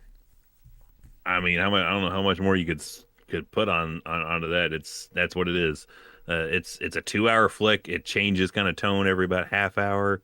If you're trying to explain it, like if you go back and watch our first hour, trying to explain some of the things that happen and how they happen, you kind of sound like an idiot trying to explain it, but you don't feel like that when you're watching it. You're just having a good time.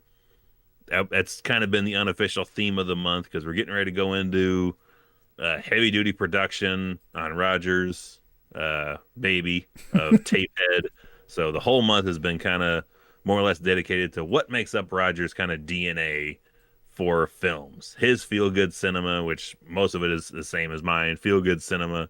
Some of it's like, yeah, easy go-tos, low-hanging fruit for sure is like, as far as, yep, that's easy. We could talk about that all day, and that's something it's not difficult at all. We didn't have to do any research to bring up anything we talked about at all today. It's a fun fucking time. It's barely a horror movie. but I mean, and I think it's a perfect, if you have it's a perfect group of people movie. It's not a movie you have to put on and be annoyed if people are jibber jabbering, walking back and forth in the living room. Just throw it on and just watch people slowly start reacting more and more to it. And then when you get to the fucking fight sequence at the end of this thing, everybody, I don't give a shit what the conversation is going on. You could put this fucking movie on in the middle of an orgy and the orgy will stop and be like, this is crazy. I love it. Are they fighting in a World War II sequence?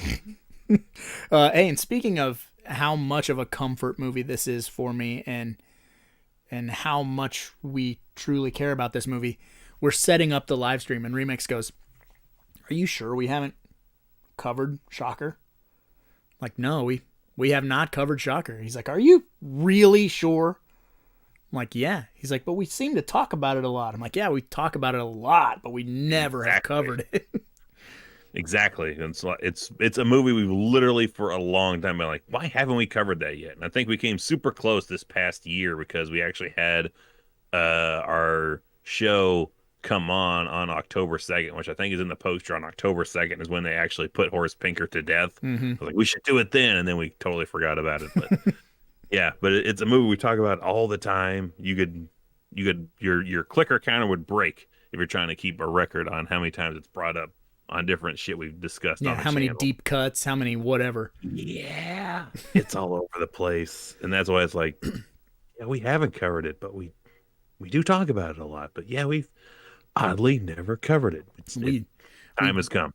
Yeah, we absolutely love this movie. Well, now that we've done our final thoughts, Remix, you have not. Correct. Like, you're not seen super. it at all. Yeah, you're not super well versed in this. You've seen bits and pieces, so I can't really get final thoughts from you. But I suppose we can move on over to Instagram, take a little look, see what everybody's doing. Oh, you put it on the TV. Got rid of me. That's cool. Wait, no, you're still here. We can hear you. Oh. No, you can hear me, but you can't see Evil me. has joined remote satellite. I'd have to do some touching up to get him back in here. I didn't realize. I don't need to be in here. Nah, give me a second. Wait. No. Just wait. No. Just move on. Move on to the IG post. We don't need to see me. Just make them big. Just go for it. No, I'll just give him a tiny head. All right. I see Mikey. I could tell that. And he's holding up Pump Up the Volume because he knows that I have a love affair with Christian Slater. You're trying to collect all the Pump Up the Volume VHSs. I'm trying to collect all the Batman 89 VHSs. Yes. We will take over the world. All right, let's see these. Let's go ahead and click Mike Doggy Dog. Look at that. That's nice. Is that like an old cell phone? I don't know what he's got with him. It's a Sony Walkman. That's a Walkman. There you go. Walkman. Walkman. Love it. He's a woke man, and he's got a Walkman. All right, where else? What is this? Oh, is that the Tiger King? No, that's what something evil posted. That's Stanton T. Friedman, nuclear physicist and UFO expert. He's never going to financially recover from this. UFOlogist. Oh yeah, that's a spoiler for the fuck I hear. That's National UFO Treasures. Yeah. Stanton T. Friedman already started preliminary research on something we're doing in June for a live stream. Mm-hmm, I was I going want to say. to double believe. Yeah, we're double believing. We're coming back. We got some other shit to cover. Yes. We're coming back with something that has already been officially debunked, but we're going to talk about it anyway. Video store review says, what film is next week so I can prepare? Next week is a little ditty called Jack and Diane. Psycho Gorman. So, Which we're going to have that at the end of the month, but I lobbied to have it switched to being next week because if you have Shudder, it does premiere this upcoming week on Shudder, so you have a chance to watch it streaming on Shudder. I think it comes out on Friday, so Friday, maybe it'll be on the last drive-in. Who knows? I hope so. That'd be nice. Check out Psycho Gorman, and then next Saturday we'll be talking that flick. Mm-hmm. You got like super unenthused. We'll be talking about that one. We'll be discussing it. We'll be chatting about it. The Psycho Gorman. William Stein with the Resident Evil love. That is a super underrated Resident Evil game too. What's that one called? Revelations. I have not played that. I think it came out on the DS or some shit, but it got a re-release on the PC. That was also Jake the Snake's snake when he made his return in 1996. Instead of Damien, he had a Revelations. Oh, nice. Nobody cares about me. I do. I'm with you. I got you. All right, what's next? Hey, that's me. So I think we only had a couple of posts. Look at there's our resident chainsaw holder. Mm-hmm. Mr. Tapehead himself, Snarls Barkley, flexing. I thought that was fucking Scott Steiner. Dude, he's got them 20-inch guns. He's not fucking around for this movie. Are you sure that's not Big Papa Pump himself? I don't believe that's not Snarls. I love Psycho Gorman. Frig off. Frig off. Frig yourself. Yeah, we're going to get into that shit. Oh, man, there's that double feature. People Under the Stairs and Shocker. Who posted that? VHS NES. Nice. Got my little Candyman figure. Critters. But yeah, so that looks like... The Wraith. You got to love the Wraith, man. Man's Best Friend, just covered on our Deep Cut podcast, which, Deep Cut. That's something you can check out. Video store review of. You kind of dug what we did on a live stream. If you like a slightly condensed version, we have our podcast, the Deep Cut podcast, which is on all the fucking podcast apps that you could ever think of to use. Yes, about sir. an hour is long. Discuss a movie. Pretty much the same format. Even though we got some good interview podcasts coming down in the coming weeks, but we just actually got Man's Best Friend covered this past episode that dropped. That actually went live yesterday, so we did just. Yes. And there's some fun stuff in that episode, so. Oh, there's some silly shit in there. Plus, we have a segment on there that we don't do on the live stream. Mm-hmm. It's strictly for the Deep Cut podcast, so check it out. Yes, sir. Give her a listen. But I suppose. Where'd that spider go? Shut up.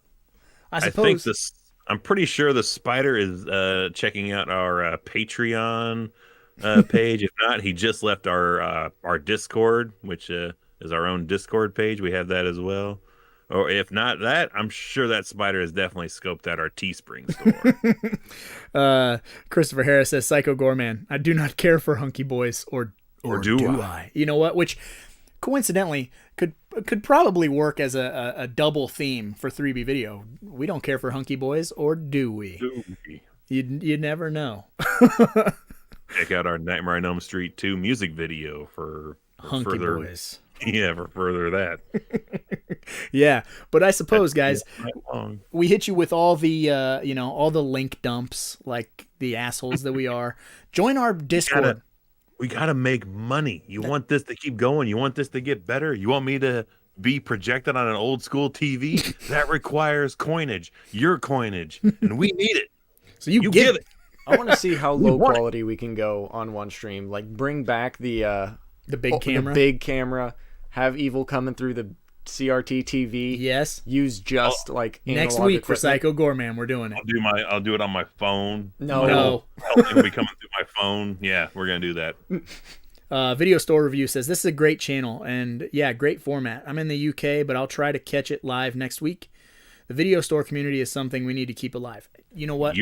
You're not even alone. We have another UK listener over there, so you're not even alone over there of watching our goofy shit. But we are all about the video store culture. That's the other hill that we'll die on. We're both, we're in our late 30s. We're guys who grew up in video stores and now we have kids of our own. So we try. I'm on the wrong side of 30s, getting ready to hit the 40 here real quick. Nah, that'll never happen. We're gonna kill ourselves before we hit that. I'm just kidding. No, I can't do that. I got shit to do. We do have shit to do. We'll be zooming out. Oh, looking at the video store. It's a big mess. Mind the mess and the spiders and all the things. Well, the spiders and cobwebs because we don't get many people to come in to rent. Nobody rents movies anymore. Yeah, that's the problem. So we need a Patreon page to pay to keep the cleaning up. But yeah, guys, on that note, check out the new podcast. Join us on our Discord because next Friday during the Joe Bob, what am I trying to say here? Last drive-in. Yeah, during the last drive-in, we always kind of live chat in there. Which is why we're on Saturdays for right now. Again, if you're new, Fridays are our typical night to do this show from where we're at an 8 to 10 time slot. But while the last drive-in is going on Shudder, which is going on Friday nights, we bump our shit to Saturday nights. We for the duration of the season. We do not compete with our mentor, Joe Bob Briggs. That is just not something we do. So yeah, we'll be here for a little while, at least on Saturdays. At the end of this month, we are going to take like a 2-week break from live streams because we have birthdays and we are making a movie. So a lot of crazy shit going on. All that plus, yes, when we come back in the second half of June, we're going to be kicking off with a fucking something that is Mothman level excitement for me as far as research and psychness goes. We're going to tackle the 1996 Fox TV special Alien Autopsy, Fact or Fiction. Yes. And I just don't need any reason to dive headfirst, which I've already started, back into my UFO fandom from grade school days. I've got my Stanton T. Friedman double VHS tape. I got 3 hours of listening to this guy to get through web pages. I've got the actual alien autopsy video. I've got an actual alien. I've got an actual alien I'm going to dissect in the back room right here. It's going to be a whole lot of fun when we come back in June and just go bug nuts crazy on Alien Autopsy. Yes. Love that shit back in the day.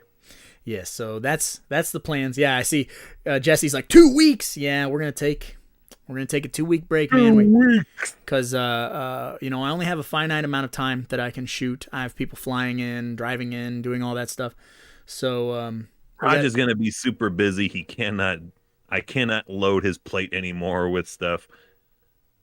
He's already gonna be working around the clock. I can't do anymore, and we can't do a show with just fucking me here because no one's gonna watch that shit. So you're gonna have to. Our first vacation of sorts since we started this a few years ago. We've not missed a week, really. Hardly ever do we miss a week. We're gonna take 2 off in a row, but by golly, it's gonna all, you're gonna see where that all went when we come back. Yep, that's going to be nice. But I suppose on that note, guys, we should probably get going. Because after all, there's a lot of movies out there and somebody's got to watch them. So why not us, right? Let's get on with the killing. At 14, I decided to start renting every horror film on video. Because the 1990s gave way to the straight-to-video star. Holy shit! This chick is crazy! How could you not love that? It's where the action was. So I had to write it in 4 days. I think that was 5 weekends. And the guy said, you, come here, show me what you got. That's how things went down really fast. But in a way, for me, that just made it so much fun. I had a blast making it. Love it, I love it. Let's really chop the rest of the heads off. You know, come on, it's the best one. And there's a lot of inventive camera work. These are all movies that combine genres. And there was no one to tell you that you couldn't do something. They were almost invariably going direct to video. Limited to my hometown, I think. No, that's the one place it didn't play. They're not anywhere. Nobody saw that. Apparently their listings constantly confuse the Michael Keaton family film by the same title. But there's nothing better than sitting there at 3 in the morning in your underwear, smoking a joint, scoring a film. I've called you here today to hear a story.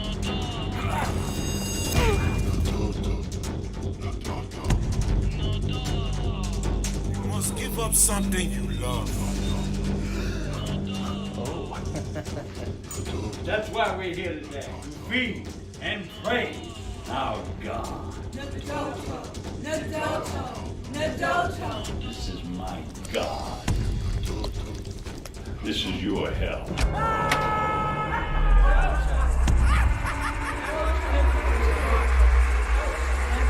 It does not want more. It wants blood.